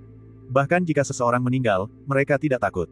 Nak, bersiaplah untuk mati. Ejek pria bertubuh kekar yang memimpin itu, lalu tiba-tiba menendang. Yang Xuan menjentikkan jarinya, dan embusan angin melesat keluar, langsung menuju dahi pria bertubuh kekar itu. Bang! Setelah terdengar bunyi gedebuk pelan, pria bertubuh kekar itu jatuh tersungkur. Yang lainnya terkejut dan segera menunduk. Namun mereka menemukan bahwa sebuah lubang seukuran jari telah muncul di dahi pria itu, dan darah bercampur dengan materi otak menyembur keluar. Semua orang tersentak, rasa takut yang luar biasa tiba-tiba muncul di hati mereka. Bahkan orang yang paling bodoh pun akan tahu bahwa mereka telah berhadapan dengan lawan yang tangguh. Karena Yang Xuan telah bertindak, dia tidak menunjukkan belas kasihan. Dia menjentikkan jarinya berulang kali, menghasilkan embusan angin. Bang bang bang bang, setelah serangkaian suara pelan, lebih dari selusin mayat muncul di tanah. Para penonton tersentak kaget, menatap Yang Xuan dengan tak percaya, tanpa bisa berkata-kata. Beberapa bahkan begitu ketakutan hingga terhuyung mundur, wajah mereka pucat pasi, hampir muntah. Wajah Xiao Minghui memucat pasi, dan kakinya gemetar. Dia menatap Yang Xuan seolah sedang menatap iblis. Kau, siapa sebenarnya kau? Xiao Minghui merasakan ketakutan yang luar biasa menyelimutinya, dan untuk sesaat, bahkan bernapas pun menjadi sulit. Siapa namamu? Dari mana asalmu? Yang Xuan mengabaikannya dan menatap murid keluarga Yang. Melapor kepada tetua tertinggi, nama saya Yang Tai, dan nama ayah saya adalah Yang Yongxi, kata murid keluarga Yang dengan penuh semangat. Yang Xuan mengangguk, dia tidak ingat namanya, pasti itu murid dari keluarga tersebut. Apakah kau tahu di mana keluarga Xiao tinggal? Tanya Yang Xuan. Aku tahu, teriak Yang Tai. Baiklah, kumpulkan jasad para murid ini, lalu ikut aku ke keluarga Xiao, kata Yang Xuan dengan tenang. Ya, Yang Tai menjawab dengan lantang, gemetar karena kegembiraan. Siapa sebenarnya kau? Tanya Xiao Minghui dengan suara gemetar. Hembusan angin menusuk tenggorokannya, dan darah mengalir dari lubang besar itu, seketika menodai pakaiannya dengan warna merah. Yang Xuan menatapnya, membuka mulutnya sedikit, tetapi tidak mengeluarkan suara. Namun Xiao Minghui memahami gerakan bibirnya pada saat-saat terakhir. Tuan Yang. Dia mencoba mengeluarkan suara, tetapi sudah terlambat. Dia terperosok ke dalam kegelapan abadi, dipenuhi penyesalan yang tak berujung. Bab 107. Yang Xuan tetap menunggang kuda. Dia menatap dua karakter, Xiao Manshen, di atas gerbang, wajahnya menjadi dingin. Sepertinya karena aku belum membunuh banyak orang setelah tiba di Yanjing, beberapa orang berpikir aku mudah ditindas. Nada suara Yang Xuan sedingin es, seolah bisa membekukan langit dan bumi. Yang Tai samar-samar mendengar bisikan Yang Xuan, dan seluruh tubuhnya gemetar. Adegan-adegan dari kota Taiping pada hari itu tanpa disadari muncul dalam benaknya. Jeritan anggota keluarga Sun sepertinya kembali bergema di telinga saya. Darah yang mengalir di mana-mana tercermin di matanya, membuatnya menjadi merah. Jauh dari rumah keluarga Xiao, banyak sekali orang yang berkerumun di belakang, menunjuk-nunjuk dan bergosip. Mereka telah mengikuti Yang Xuan sampai ke sini, ingin melihat bagaimana semuanya akan berjalan. Siapa sebenarnya pemuda itu? Beberapa orang masih pucat pasi, adegan mengerikan dari neraka itu masih terputar kembali di benak mereka. Dia adalah seorang tetua dari keluarga Yang, jawab seseorang, sambil memandang Yang Xuan dari jauh dengan rasa takut di mata mereka. Bagaimana mungkin para tetua keluarga yang begitu kuat?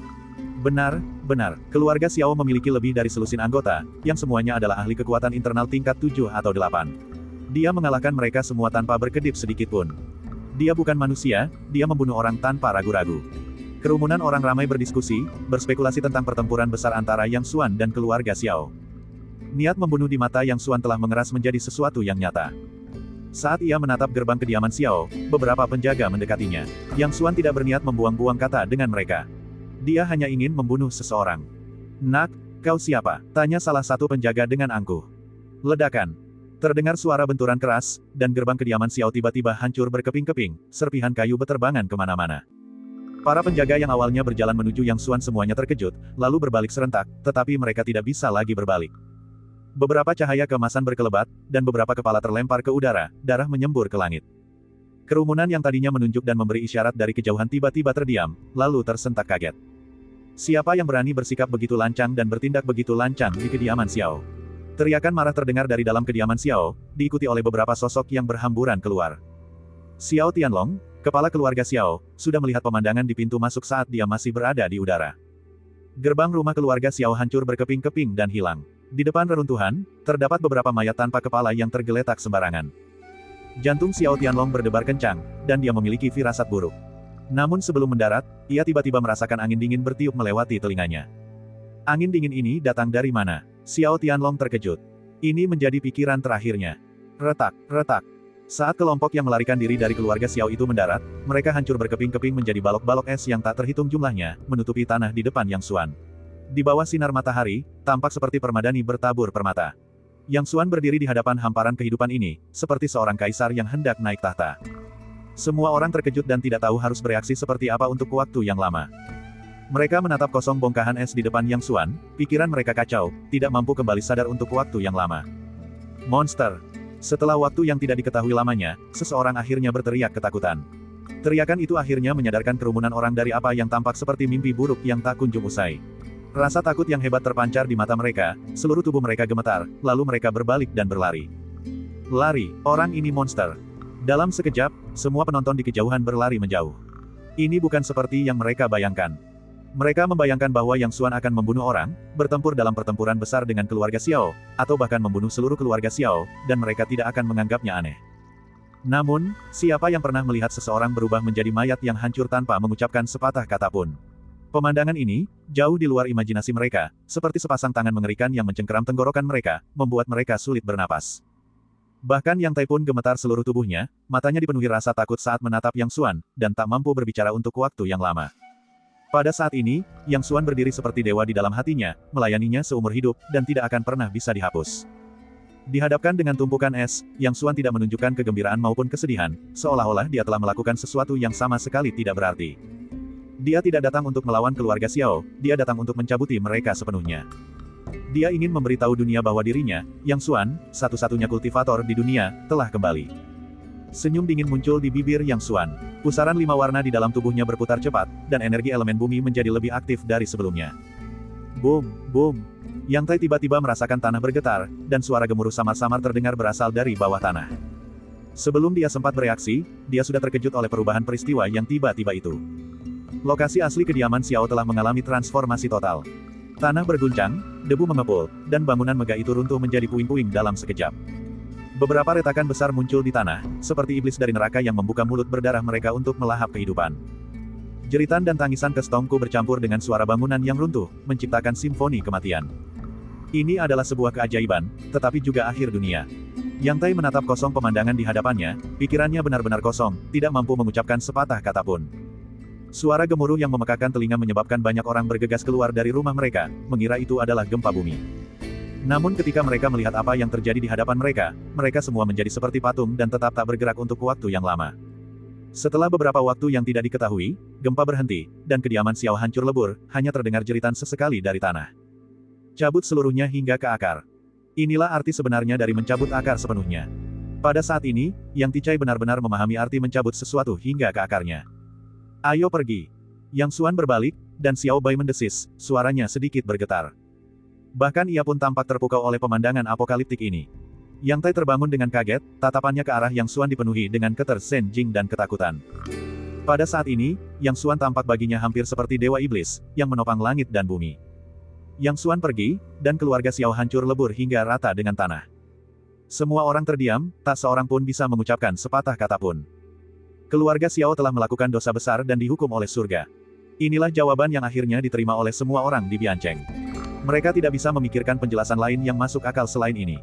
Ketika berita tentang kehancuran keluarga Xiao menyebar dengan cepat, Yang Xuan telah melakukan perjalanan sendirian ke Yanjing.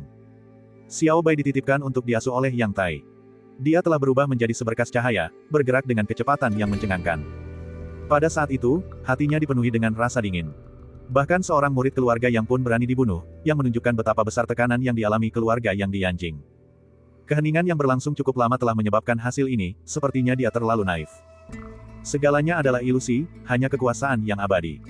Dengan sebuah pikiran, dunia terbalik, naga dan ular muncul dari daratan, lautan berubah menjadi ladang murbe, dan kekuatan langit dan bumi terungkap. Inilah metode seorang kultivator, dan inilah metode Yang Xuan. Dia tidak membutuhkan kekaguman atau rasa hormat dari siapapun, yang dia butuhkan hanyalah agar semua orang merasakan ketakutan yang mendalam padanya. Dia ingin semua orang tahu, melihat dengan jelas, bahwa keluarga yang tidak boleh tersinggung, dan bahwa dirinya, Yang Xuan, bahkan lebih tidak boleh tersinggung. Di bawah cahaya bulan, kota Yanjing sudah terlihat. Yang Xuan tidak berhenti dan langsung menyeberangi tembok kota, berubah menjadi angin sepoi-sepoi dan melewati para penjaga. Malam ini, bulan bersinar terang dan bintang-bintang sedikit, dan tidak ada hembusan angin sama sekali. Hari masih belum larut, rumah Yan Feiwen berkelap-kelip dengan lampu-lampu. Mengikuti ingatannya, Yang Xuan melewati para penjaga mansion dan langsung menuju kamar Yan Feiwen. Saat itu, Yan Feiwen belum beristirahat, dia sendirian di kamar, membaca buku. Alisnya berkerut, seolah-olah ia sedang dibebani oleh kesedihan yang mendalam. Cahaya lilin berkedip-kedip, dan tangan Yan Feiwen yang memegang buku sedikit bergetar.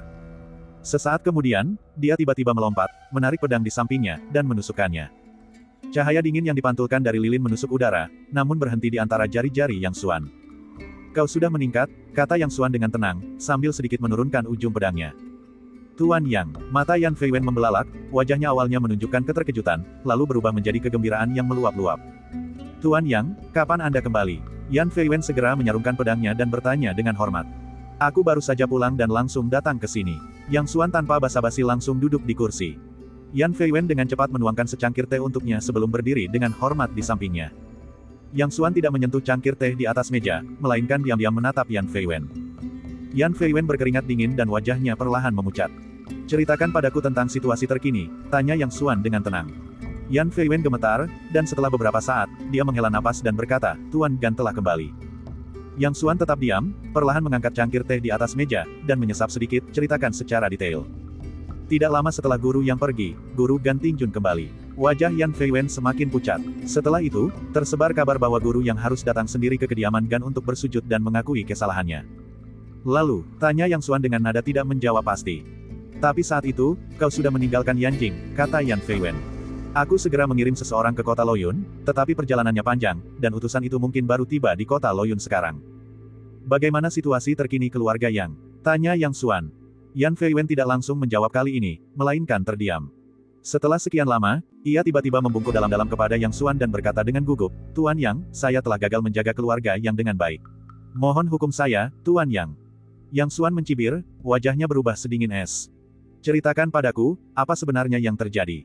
Beberapa hari yang lalu, murid tertua guru Gan mengunjungi keluarga Yang, kata Yan Feiwen dengan suara berat.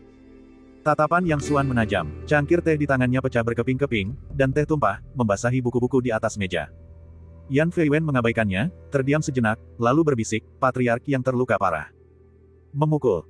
Terdengar suara lembut, dan meja kayu pir yang indah itu tiba-tiba berubah menjadi bubuk, menyebarkan kenangan dan buku-buku di atas meja ke seluruh lantai. Yang Xuan perlahan berdiri, wajahnya kini benar-benar dingin. Dia menatap Yan Feiwen dan mencibir, ada lagi. Berapa banyak yang meninggal? Yan Feiwen tiba-tiba merasa seolah suhu di ruangan itu turun hingga titik beku, menyebabkan dia menggigil tak terkendali, keluarga yang telah menderita 3 korban jiwa. Heh, Gan Tingjun yang hebat. Yang Xuan tertawa, tetapi suaranya terdengar seperti berasal dari neraka terdalam, membuat orang merinding, kau masih menunjukkan belas kasihan, belum memusnahkan seluruh keluarga Yangku. Bab 108. Tuan Yang, Yan Feiwen melanjutkan, ada satu hal lagi. Yang Xuan meliriknya tetapi tidak mengatakan apapun.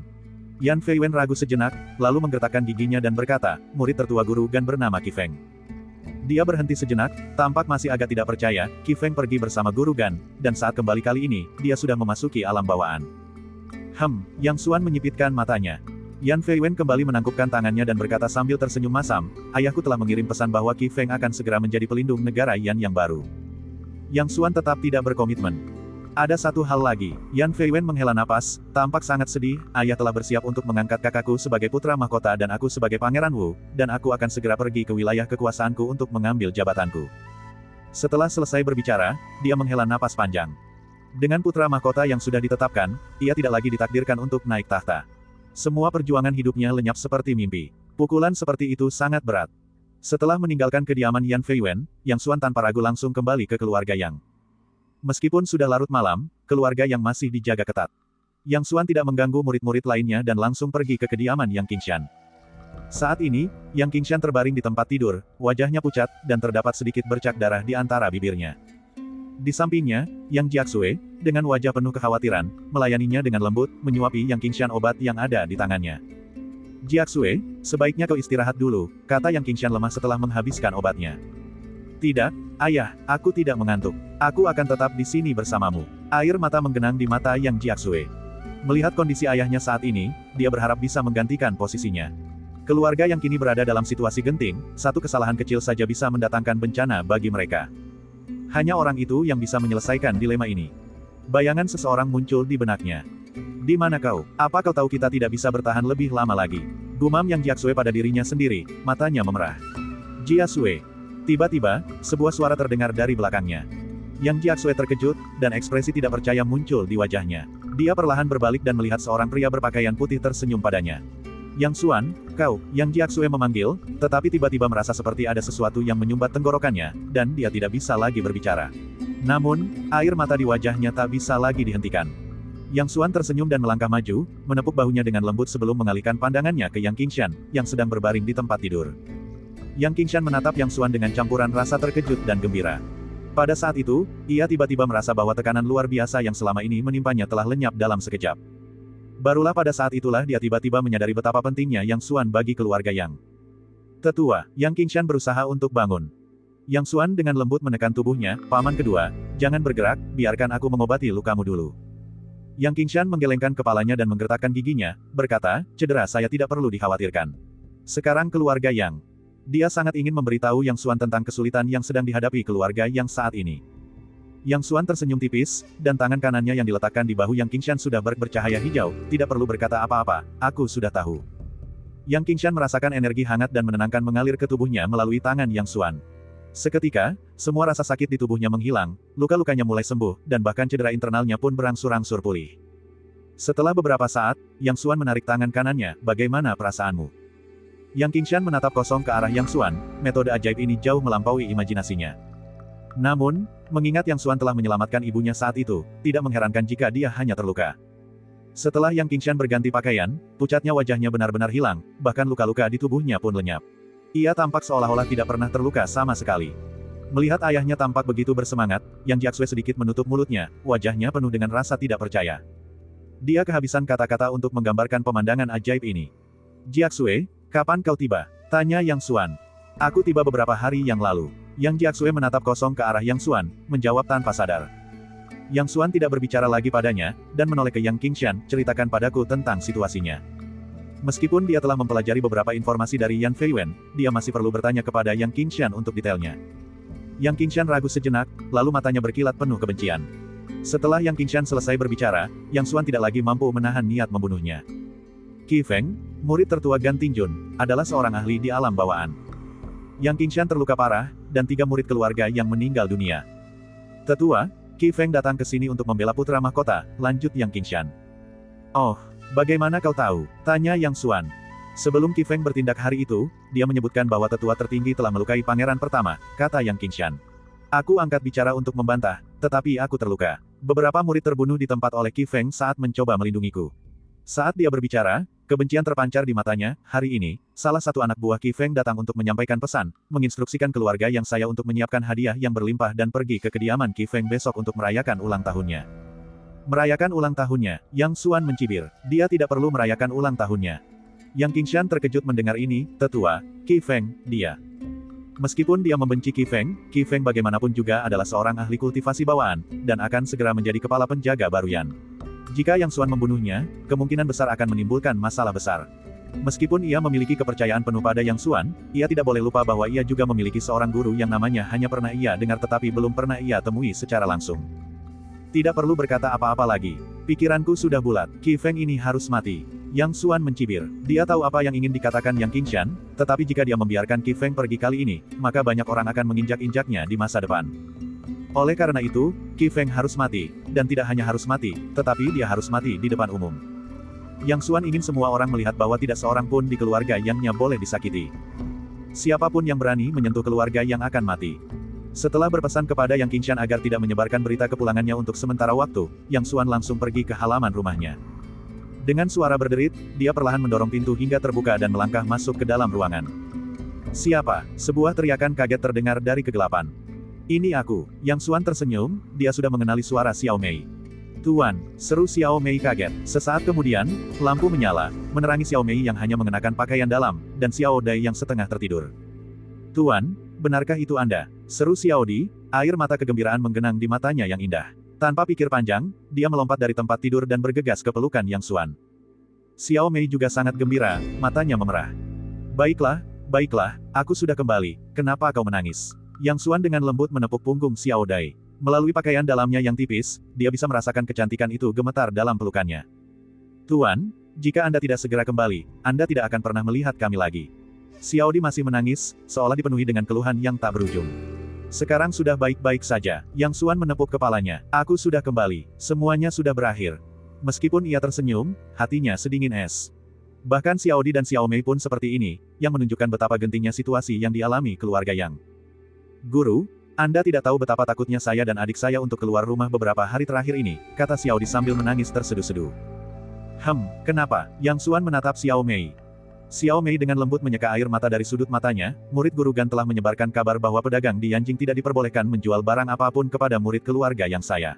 Karena itu, toko-toko di ibu kota tidak berani berbisnis dengan murid keluarga Yang begitu mereka melihat mereka. Lagi pula, anak buah Qi Feng sering memukuli dan menghina murid-murid keluarga Yang di jalan. Sela Xiao Dai, suaranya penuh keresahan. Qi Feng. Yang Xuan melontarkan nama itu dengan gigi terkatup, senyum dingin sudah terbentuk di benaknya. Keesokan paginya, Yang Qingshan tiba di tempat Yang Xuan, ditemani oleh paman keenamnya, Yang Qingsu. Tetua Agung, Anda akhirnya kembali. Mata Yang Qingsu berbinar gembira saat melihat Yang Xuan. Paman keenam, Yang Xuan menyapanya sambil tersenyum. Indra spiritualnya sangat kuat saat ini. Dengan sedikit pemindaian, dia menemukan bahwa kultivasi pamannya yang keenam telah berkembang pesat selama periode ini, mencapai puncak tingkat ke-9 kekuatan batin, dan dia berpotensi melangkah ke tingkat ke-10 kapan saja. Yang Qingsu menatap Yang Xuan di depannya dan menghela napas dalam hati. Sudah berapa lama sejak dia menyaksikan keponakannya tumbuh dewasa? Keponakannya telah tumbuh menjadi sosok yang berpengaruh di keluarga Yang. Apakah semuanya sudah siap? Tanya Yang Xuan lembut kepada Yang Qingshan. Aku siap, tapi, Yang Qingshan ragu lagi, Tetua, jika ini terjadi, keluarga Yang dan guru Gan akan terjebak dalam pertarungan hidup dan mati. Yang Xuan mencibir, apakah kau pikir jika kita tidak melakukan ini, Gan Tingjun akan membiarkan keluarga Yang lolos begitu saja? Ayo, kita antarkan hadiah untuk Qi Feng. Yang Xuan adalah orang pertama yang bangun dan berjalan keluar. Bab 109. Aula utama rumah besar keluarga Qi. Qi Feng, dengan wajah berseri-seri penuh kesehatan, duduk dengan bangga di kursi utama. Usianya sekitar 40 tahun, dengan wajah tegas dan mata yang sesekali berbinar tajam, memancarkan aura otoritas. Tuan Qi, selamat. Banyak sekali tamu yang memasuki aula dan membungkuk hormat kepada Qi Feng, wajah mereka penuh sanjungan. Qi Feng awalnya adalah murid Gan Tingjun, dan statusnya sudah bangsawan. Sekarang setelah ia melangkah ke alam bawaan, auranya yang mengesankan membuat banyak orang tidak berani menatap matanya. Tentu saja, Qi Feng sedikit menggenggam tangannya, wajahnya penuh kebanggaan. Ia baru berusia 40 tahun ketika memasuki alam bawaan, yang menjadikannya seorang jenius yang langka dalam 100 tahun terakhir. Bahkan gurunya pun sangat memujinya. Guru Qi, aku tak pernah menyangka kau akan melompati gerbang naga kali ini dan melangkah ke alam bawaan dalam sekejap. Kau tak kalah hebatnya dengan Guru Yang. Seseorang memuji, dan orang-orang di sebelahnya tak bisa menghentikannya meskipun mereka mau. Orang ini baru saja datang dari luar kota dan belum familiar dengan situasi di ibu kota. Qi Feng mendengus, wajahnya penuh ketidakpuasan. Dia paling benci ketika orang membandingkannya dengan Yang Xuan. Mendengar rumor tentang usia Yang Xuan yang tidak lebih dari 20 tahun, ia pun mencibir. Bagaimana mungkin? Tidak mungkin ada seorang master muda dengan bakat bawaan seperti itu di dunia ini. Sekalipun orang seperti itu benar-benar ada, mereka harus mengonsumsi ramuan emas primordial untuk naik ke alam primordial. Bagaimana seseorang bisa dibandingkan dengan seorang master seperti dia yang mencapai alam bawaan semata-mata melalui ketekunan dan bakatnya sendiri? Adapun Xuan Wenli. Xuan Wenli nyaris tidak berhasil menembus alam bawaan hanya dengan mengandalkan inti emas bawaan. Tidak mengherankan jika Yang Xuan mampu mengalahkannya. Selain itu, dia mendengar bahwa Xuan Wenli bahkan tidak terluka. Begitu ia kembali ke Yanjing, ia mendengar bahwa seorang guru yang baru telah muncul di kerajaan Yan, yang sangat terkenal dan bahkan tampaknya menyaingi gurunya. Setelah penyelidikan lebih lanjut, terungkap bahwa guru yang ini berani melukai adiknya, Yan Feiyun, di depan umum, yang sungguh tidak dapat ditoleransi. Ketika ia sendiri pergi ke kediaman Yang, ingin menguji kemampuannya melawan Yang Xuan, sayangnya, Yang Xuan tidak ada di sana. Sebaliknya, seorang lelaki tua berbicara dengan kasar. Seorang ahli dengan kemampuan bawaan tidak bisa dihina, melakukan hal itu pasti akan berujung pada kematian. Dia sudah mengetahui pepatah ini jauh sebelum dia mencapai alam bawaan. Beraninya bersikap arogan di depanku. Kau sedang mencari kematian. Qi Feng mencibir, menunjukkan rasa jijik yang mendalam terhadap Yang Xuan, yang sedang menjadi perbincangan semua orang. Dia hanyalah seorang pria yang naik level dengan mengonsumsi ramuan emas primordial. Jika dia membunuh satu atau dua pelayanmu, kau mungkin tidak akan berani berkata apa-apa. Qi Feng berpikir dalam hati. Pada saat itu, para tamu dari berbagai penjuru datang ke kediaman Qi untuk menyampaikan ucapan selamat, membawa hadiah-hadiah yang berlimpah, berharap dapat memanfaatkan kesempatan ini untuk menjalin hubungan dengan master seni bela diri bawaan yang baru saja dipromosikan ini. Dalam sekejap, tempat itu dipenuhi dengan suara dan kegembiraan. Kepala keluarga Cheng telah tiba. Tuan Li dari Kementerian Perang telah tiba. Tuan Gong dari Kementerian Kehakiman telah tiba. Kepala keluarga Zhang telah tiba. Pembawa acara di pintu masuk terus melantunkan doa dan bernyanyi, memandu para tamu terhormat masuk satu persatu. Qi Feng melirik sekeliling dengan santai, tetapi ekspresinya perlahan berubah menjadi gelap. Dia menggunakan perayaan ulang tahunnya sebagai alasan untuk mengundang sejumlah besar tamu, dengan maksud untuk mengumumkan namanya, Qi Feng, kepada dunia. Namun hingga kini, belum ada seorang pun dari keluarga yang datang. Apakah itu berarti mereka benar-benar tidak menganggapnya serius? Kepala keluarga Yang Qingshan, telah tiba. Tiba-tiba, pengumuman keras terdengar dari pembawa acara di pintu masuk. Saat pembawa acara mengumumkan hal ini, aula yang tadinya ramai tiba-tiba menjadi sunyi, begitu hening hingga Anda bisa mendengar suara jarum jatuh. Semua tamu saling memandang dengan kebingungan. Semua orang tahu tentang pembunuhan yang dilakukan Qi Feng terhadap seorang murid keluarga Yang. Undangan Qi Feng kepada keluarga yang awalnya dimaksudkan sebagai penghinaan, tetapi yang mengejutkan semua orang, keluarga yang benar-benar datang.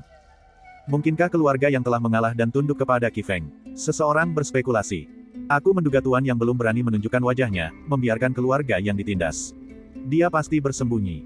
Kalau dipikir-pikir, itu masuk akal. Yang Xuan masih muda, bagaimana mungkin dia berani menyinggung Tuan Gan? Guru Qi adalah murid Guru Gan dan telah menerima ajaran sejatinya. Yang Xuan baru saja memasuki alam bawaan dan fondasinya belum kuat. Adalah bijaksana baginya untuk menundukkan kepalanya seperti ini.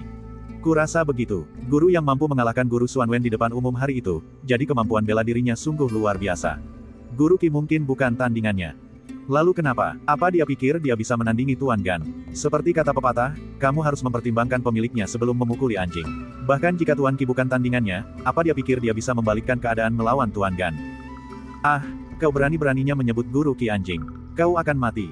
Persetan dengan ibumu, aku hanya menggunakan analogi ini, kaulah anjingnya. Qi Feng juga terkejut. Kemudian, dia melihat Yang Qingshan, yang pernah dia lukai, masuk bersama seorang pria. Di belakangnya ada 4 murid keluarga yang membawa sebuah kotak besar yang ditutupi kain merah. Senyum tipis muncul di bibir Qi Feng. Meskipun dia tidak tahu bagaimana Yang Qingshan pulih dari luka-lukanya dalam waktu sesingkat itu, fakta bahwa keluarga yang datang ke sini hari ini sudah menjelaskan situasinya. Yang Xuan, kau pintar karena tahu apa yang terbaik untukmu. Qi Feng mencibir dalam hati. Pada saat ini, rasa jijiknya terhadap Yang Xuan mencapai puncaknya. Jadi, apa masalahnya jika kau adalah master termuda dari alam bawaan? Aku tetap akan menginjak-injakmu di bawah kakiku. Aku akan membunuh rakyatmu, dan kau tak akan berani bersuara, namun kau tetap akan mengirim orang untuk mengucapkan selamat ulang tahun kepadaku. Tuan Qi, Yang Qingshan menyatukan kedua tangannya untuk memberi salam kepada Qi Feng, dengan kilatan tekad di matanya. Ketika saatnya tiba, dia melepaskan semuanya sepenuhnya. Pada saat ini, dia mewakili bukan hanya dirinya sendiri, tetapi seluruh keluarga Yang, dan yang terpenting, Yang Xuan. Patriark Yang, luka Anda sembuh dengan cukup cepat. Qi Feng melangkah 2 langkah ke depan, senyum muncul di bibirnya. Anda pasti telah menggunakan beberapa ramuan langka dan berharga. Yang Qingshan menyatukan kedua tangannya dan berkata, terima kasih atas perhatian Anda, Guru Qi. Kami datang ke sini hari ini atas perintah tetua tertinggi keluarga Yang untuk memberikan hadiah ulang tahun kepada Guru Qi. Mendengar itu, semua orang di aula terkejut dan wajah mereka menunjukkan keterkejutan. Yang Xuan adalah tetua tertinggi dari keluarga Yang. Orang luar mungkin tidak mengetahuinya, tetapi penduduk kota Yanjing tentu mengetahuinya. Setelah mendengar bahwa Yang Xuan telah memerintahkan pengiriman hadiah ucapan selamat, hati semua orang pun tergerak. Yang Xuan memang menundukkan kepalanya. Pikiran ini terlintas di benak banyak orang. Lebih buruk lagi, opini sebagian orang terhadap Yang Xuan merosot tajam, dan mereka bahkan mulai menunjukkan sedikit rasa jijik kepadanya. Aku sudah menduga, benar saja, guru Yang menundukkan kepalanya. Tentu saja, apakah dia benar-benar berani menyinggung Guru Gan? Jika itu aku juga akan memanfaatkan kesempatan ini untuk berdamai dengan Guru Gan. Pada akhirnya, semua ini berkat Master Gan. Lagi pula, Guru Gan adalah pelindung nasional nomor 1 kerajaan Yan. Bagaimana mungkin seorang master bawaan biasa berani menyinggungnya? Akhir-akhir ini, bisnis keluarga Yang telah ditekan secara parah oleh Guru Qi. Kurasa Yang Xuan belum tentu sebanding dengan Guru Qi. Itu mungkin saja, kalau tidak, mengapa belum muncul? Kata-kata Yang Qingshan memicu banyak diskusi, dan semua orang memandang rendah Yang Xuan. Qi Feng mengelus janggutnya, ekspresinya sedikit dingin, mengapa Yang Xuan tidak ada di sini? Dia masih merasa sedikit menyesal. Jika Yang Xuan bisa datang secara pribadi dan memberinya hadiah ucapan selamat, prestisenya akan mencapai puncaknya. Membayangkan seorang ahli bawaan yang hebat bersujud di hadapannya adalah sumber kesenangan yang tak terlukiskan. Kilatan dingin muncul di mata Yang Qingshan. Qi Feng ini memang sangat arogan. Apapun yang terjadi, Yang Xuan adalah seorang master alam bawaan, namun Qi Feng berani memanggilnya dengan namanya secara langsung, tanpa sedikit pun rasa hormat dalam nada bicaranya. Dia benar-benar arogan sampai ke tingkat ekstrim. Wajah Yang Qingsu juga menunjukkan kemarahan. Yang Xuan memegang posisi tinggi di keluarga Yang dan dihormati oleh semua murid keluarga Yang. Namun, saat ini, nada bicara Qi Feng terdengar sembrono dan dia sama sekali tidak sopan. Dia benar-benar menjijikkan. Tetua yang sulit dipahami dan kita tidak tahu apa yang dipikirkannya. Kami datang ke sini atas perintah, jadi terimalah hadiah ucapan selamat kami, Guru Qi, kata Yang Qingshan dingin. Baiklah, mari kita lihat hadiah apa yang diberikan Yang Xuan, kata Qi Feng dengan tenang, namun secerca keserakahan terpancar di matanya. Dia rakus akan uang, bahkan sebelum menjadi ahli Xiantian, dia sudah mengumpulkan kekayaan dengan menggunakan nama Gan Tingjun. Sekarang setelah menjadi Master Xiantian, tentu saja dia tidak lagi memiliki rasa malu. Namun, di ibu kota, berbagai keluarga saling terkait erat dan memiliki hubungan yang kompleks. Setiap keluarga dapat dikaitkan dengan tokoh-tokoh terkemuka, dan beberapa bahkan merupakan bisnis pribadi Yan Feiyun atau Gan Tingjun, sehingga sulit untuk mengambil tindakan terhadap mereka. Hanya keluarga Yang, sebagai pendatang baru, yang belum berhasil membangun pijakan yang kuat.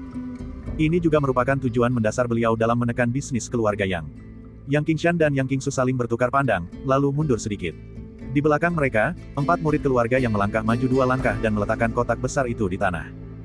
Bang! Terdengar bunyi gedebuk pelan, yang menandakan bahwa kotak itu sangat berat. Semua mata tertuju pada kotak itu, mengamatinya dalam diam. Kain merah itu diangkat, memperlihatkan sebuah kotak mahoni besar. Di bawah pengawasan semua orang, Yang Qingsu melangkah maju dan membanting kotak mahoni itu hingga terbuka dengan satu telapak tangan. Serpihan kayu beterbangan kemana-mana, dan kotak mahoni itu hancur berkeping-keping, retak dan terbuka memperlihatkan isinya. Mendesis. Semua orang tersentak dan berdiri di sana, tercengang. Hanya ada sebuah lonceng besar yang berdiri tenang di tempat yang sama. Bab 110. Semua orang terkejut, mereka saling memandang, dan ketidakpercayaan terlihat jelas di mata masing-masing. Kirim jam. Untuk mengantar seseorang di saat-saat terakhirnya. Hadiah dari keluarga Yang sama sekali bukan hadiah ucapan selamat, melainkan deklarasi perang. Sebuah tantangan dari Yang Xuan. Saat hadiah ini terungkap, beberapa orang yang cerdas sudah gemetar. Ini adalah pertarungan sampai mati dengan Qi Feng. Mereka bisa membayangkan Yang Xuan mungkin berselisih dengan Qi Feng, dan keduanya bahkan mungkin saling bertukar pukulan untuk menentukan siapa yang lebih hebat. Kemudian semua orang akan duduk dan berbicara, dan pada akhirnya, itu hanya akan menjadi pertukaran keuntungan, dengan satu pihak mendapatkan lebih banyak dan pihak lain mendapatkan lebih sedikit. Lagi pula, keduanya adalah master sejati, harta nasional. Adapun berapa banyak anggota keluarga yang meninggal. Apakah itu masalah besar? Apalagi di mata seorang ahli kultivasi bawaan, bahkan di mata orang biasa seperti kita, kematian 1 atau 2 murid keluarga bukanlah apa-apa dibandingkan dengan kepentingan keluarga. Ketika kepentingan pribadi dipertaruhkan, bahkan kebencian atas pembunuhan seorang ayah dapat dikesampingkan, apalagi kebencian terhadap beberapa murid. Atau apakah itu sesuatu yang dapat didiskusikan dan ditertawakan sambil semua orang duduk? Selain itu, di belakang Qi Feng ada Gan Tingjun, orang nomor 1 di kerajaan Yan. Namun, tidak ada yang menduga reaksi Yang Xuan. Mengirim jam. Beraninya dia. Sejenak, semua orang gemetar dan mata mereka tertuju pada wajah Qi Feng. Ekspresi Qi Feng tampak aneh. Dia menatap kosong ke arah lonceng besar itu, seolah masih belum memahami maknanya. Kemudian, wajahnya berubah dari putih menjadi merah, dari merah menjadi hijau, lalu dari hijau menjadi hitam, dan akhirnya menjadi sehitam dasar panci. Setelah sekian lama, amarah yang berkecamuk di hatinya tak bisa lagi ditahan, dan dia mengeluarkan raungan yang memekakkan telinga. Beraninya kau, dasar bocah nakal. Mata Qi Feng bagaikan lonceng tembaga, dan 2 gelombang amarah melesat keluar, seolah-olah hendak membakar langit dan bumi. Aura yang sangat besar muncul dari tubuhnya, mengguncang seluruh aula. Semua orang menatap Qi Feng dengan tatapan kosong. Beberapa dari mereka yang penakut dan cemas gemetaran hebat hingga hampir tidak bisa berdiri. Sesuatu yang besar akan segera terjadi. Pikiran itu terlintas di benak setiap orang. Beraninya kau, bocah nakal. Qi Feng berteriak lagi, akhirnya tak sanggup menahan diri lagi. Ia menerjang ke depan dan dalam sekejap mata, ia sudah berada di depan Yang Qingshan. Tanpa mengucapkan sepatah kata pun, ia menamparnya dengan telapak tangannya. Pukulan telapak tangan ini, yang dilancarkan dengan amarah, memiliki kekuatan yang luar biasa. Kekuatan pukulan itu menciptakan tornado besar, menerbangkan meja dan kursi ke belakang dan menghantam kerumunan. Bahkan lonceng besar itu pun tampak tak mampu menahan kekuatan pukulan telapak tangan Qi Feng, berguncang tanpa henti dan hampir roboh. Matilah, Qi Feng meraung, mengguncang seluruh aula dan bahkan membuat debu berjatuhan dari atas. Menghadapi kekuatan luar biasa dari serangan telapak tangan itu, Yang Qingshan tetap tanpa ekspresi, hanya menatap Qi Feng dengan mata tenang. Memukul. Sebuah tangan sebening kristal, seperti giok, dengan lembut terulur dan menghalangi jalan Yang Qingshan. Qi Feng merasakan kekuatan dahsyat menghantamnya, tak terbendung, menyebabkan dia terhuyung mundur beberapa langkah sebelum kembali berdiri tegak. Yang terlihat hanyalah bayangan buram di depan mata mereka, dan Qi Feng sudah berulang kali mundur. Setelah melihat lagi, Yang Qingshan melihat seorang pemuda berpakaian putih dengan ekspresi tenang berdiri di depannya. Tidak ada yang tahu bagaimana dia muncul, seolah-olah dia selalu berdiri di sana. Tuan Yang, seseorang yang mengenalinya tersentak dan tanpa sadar mundur beberapa langkah. Apa, dia Yang Xuan? Mata seseorang membelalak tak percaya. Hampir separuh orang di aula itu mengenal Yang Xuan, dan mereka yang tidak mengenalnya mungkin mengenalnya dari orang lain. Itu dia. Wajah semua orang menunjukkan keterkejutan. Mereka baru saja membicarakannya, tetapi orang yang dimaksud benar-benar muncul. Melihat Yang Xuan berdiri dengan tenang, dan Qi Feng yang wajahnya memerah seperti hati babi, lalu menatap lonceng besar itu, mereka tiba-tiba merasa bahwa peristiwa hari ini tampaknya berkembang ke arah yang tak terduga. Yang Xuan, Qi Feng menggertakkan giginya, amarahnya meledak. Apa, kau tidak puas dengan hadiah yang kuberikan? Yang Xuan tersenyum dan dengan lembut menyentuh jam besar di sampingnya, tetapi matanya dingin, seolah-olah sedang menatap orang mati. Qi Feng merasakan gelombang amarah menyerbu kepalanya, membuatnya merasa seperti akan terbakar. Pada hari ulang tahunnya, Yang Xuan mengiriminya sebuah lonceng, yang maknanya sudah jelas. Baiklah, baiklah, baiklah. Qi Feng tertawa marah. Yang Xuan, sepertinya kau benar-benar tidak menganggapku serius. Yang Xuan tersenyum tipis dan dengan lembut mengusap lonceng besar itu. Lonceng perunggu raksasa itu terbang ke atas dan langsung menuju ke arah Qi Feng. Ambil dulu hadiah yang kuberikan, kata Yang Xuan dengan tenang. Lonceng itu terbang, dan Qi Feng dengan lembut mengayunkan lengannya untuk menyingkirkannya. Lonceng itu membentur pilar dengan bunyi gedebuk keras, seperti dentang lonceng kematian. Lonceng yang tadinya berdiri di dasar kotak itu terlempar akibat tamparan Yang Xuan. Puluhan benda bulat menggelinding keluar dari lonceng dan berserakan di tanah. Bau darah yang menyengat memenuhi udara. Desis. Semua orang tersentak ketika melihat apa yang ada di tanah, wajah mereka pucat pasi, dan mereka terdiam. Semuanya adalah kepala manusia. Puluhan kepala manusia berputar-putar di tanah, beberapa bahkan berguling ke kaki kerumunan, menyebabkan semua orang mundur ketakutan. Qi Feng menatap kepala yang terpenggal di tanah, tiba-tiba terkejut. Dia sangat mengenal wajah-wajah kepala-kepala itu. Mereka semua berasal dari keluarga Qi. Kau telah membunuh 3 murid keluarga Yangku, aku akan membalasmu 10 kali lipat. Ekspresi Yang Xuan tenang, tanpa rasa senang atau sedih, ini ada 29 kepala, satu lagi masih dibutuhkan. Aula itu begitu sunyi hingga suara jarum jatuh pun bisa terdengar. Semua orang menatap kosong ke arah Yang Xuan, pemuda yang berdiri di tengah kerumunan dengan ekspresi tenang. Orang gila, gumam seseorang pada diri sendiri, matanya dipenuhi rasa takut yang tak terbatas saat menatap Yang Xuan. Pada saat ini, Yang Xuan telah mencapai tingkatan yang benar-benar tak tersentuh di hati mereka. Memiliki kekuasaan adalah satu hal, tetapi memiliki tekad untuk menggunakan kekuasaan itu adalah hal lain. Satu lagi hilang dari milikmu. Yang Xuan menatap Qi Feng tanpa sedikit pun niat membunuh, seolah-olah sedang berbicara dari hati ke hati dengan seorang teman lama. Begitu aku memenggal kepalamu, kita impas, dan kita tidak akan menyimpan dendam. Yang Xuan teringat ucapan terkenal gagak hitam dan menggunakannya dengan santai. Qi Feng perlahan mengangkat kepalanya, matanya menyapu kepala-kepala yang tergeletak di tanah satu persatu, dan akhirnya tertuju pada Yang Xuan. Ia tampak telah sepenuhnya kehilangan amarahnya, wajahnya tanpa ekspresi, tetapi niat membunuh di matanya bagaikan samudera luas, tak terlukiskan. Kau, aku, Qi Feng perlahan memulai, suaranya sedingin es, sampai kita mati, semuanya berakhir. Saat kata, istirahat diucapkan, niat membunuh melambung ke langit. Niat membunuh ini begitu kuat, seperti gelombang dahsyat, mengancam untuk menelan segala sesuatu di dunia. Niat itu seolah mengeras, menekan Yang Xuan dengan cara yang luar biasa. Kerumunan itu kini seolah-olah terjebak dalam lautan darah. Beberapa dari mereka yang lebih penakut begitu ketakutan hingga hampir lumpuh karena ketakutan, tubuh mereka gemetar, wajah mereka pucat, bibir mereka membiru, dan mereka jatuh tersungkur ke tanah. Pertarungan sampai mati. Yang Xuan tertawa, tetapi senyumnya dingin membekukan. Kau pikir kau siapa? Berani-beraninya bicara padaku tentang pertarungan sampai mati. Di matanya, Qi Feng bahkan bukan seekor semut yang kuat. Yang Xuan, bersiaplah untuk mati. Qi Feng tampaknya sama sekali tidak mendengar kata-kata Yang Xuan, dan auranya tiba-tiba melonjak, overwhelming segalanya. Tiba-tiba, cambuk panjang muncul di tangannya. Kemudian, dia melompat ke udara, mengayunkan lengannya, dan cambuk itu berubah menjadi naga biru raksasa, mengeluarkan raungan memekakkan telinga yang mengguncang langit saat menerkam ke arah Yang Xuan. Melihat naga biru raksasa itu memenuhi seluruh aula, semua orang gemetar dan mundur tanpa henti. Inilah kekuatan seorang ahli di alam bawaan. Beberapa orang tampak ketakutan, tetapi dipenuhi rasa iri. Menghadapi pemandangan ajaib ini, bahkan Yang Qingsu dan Yang Qingshan pun menunjukkan ekspresi khawatir. Tegakkan kepala. Naga Azure melesat ke langit, menerkam di depan Yang Xuan, membuka mulutnya yang besar, memperlihatkan taringnya, lalu menutupnya kembali. Mati, Qi Feng meraung, mengayunkan ekor naga dan membantingnya dengan keras. Naga Azure meraung lagi, mencoba menelan Yang Xuan hidup-hidup. Tatapan mata Qi Feng dingin dan dipenuhi niat membunuh. Menghadapi naga biru raksasa itu, ekspresi Yang Xuan tetap tidak berubah, dia hanya mengulurkan tangan dan meraihnya dengan ringan. Pop! Dengan suara lembut, seperti sepasang kekasih berciuman, naga Azure berhenti di depan Yang Xuan, lalu tiba-tiba berubah menjadi bintik-bintik cahaya biru dan menghilang.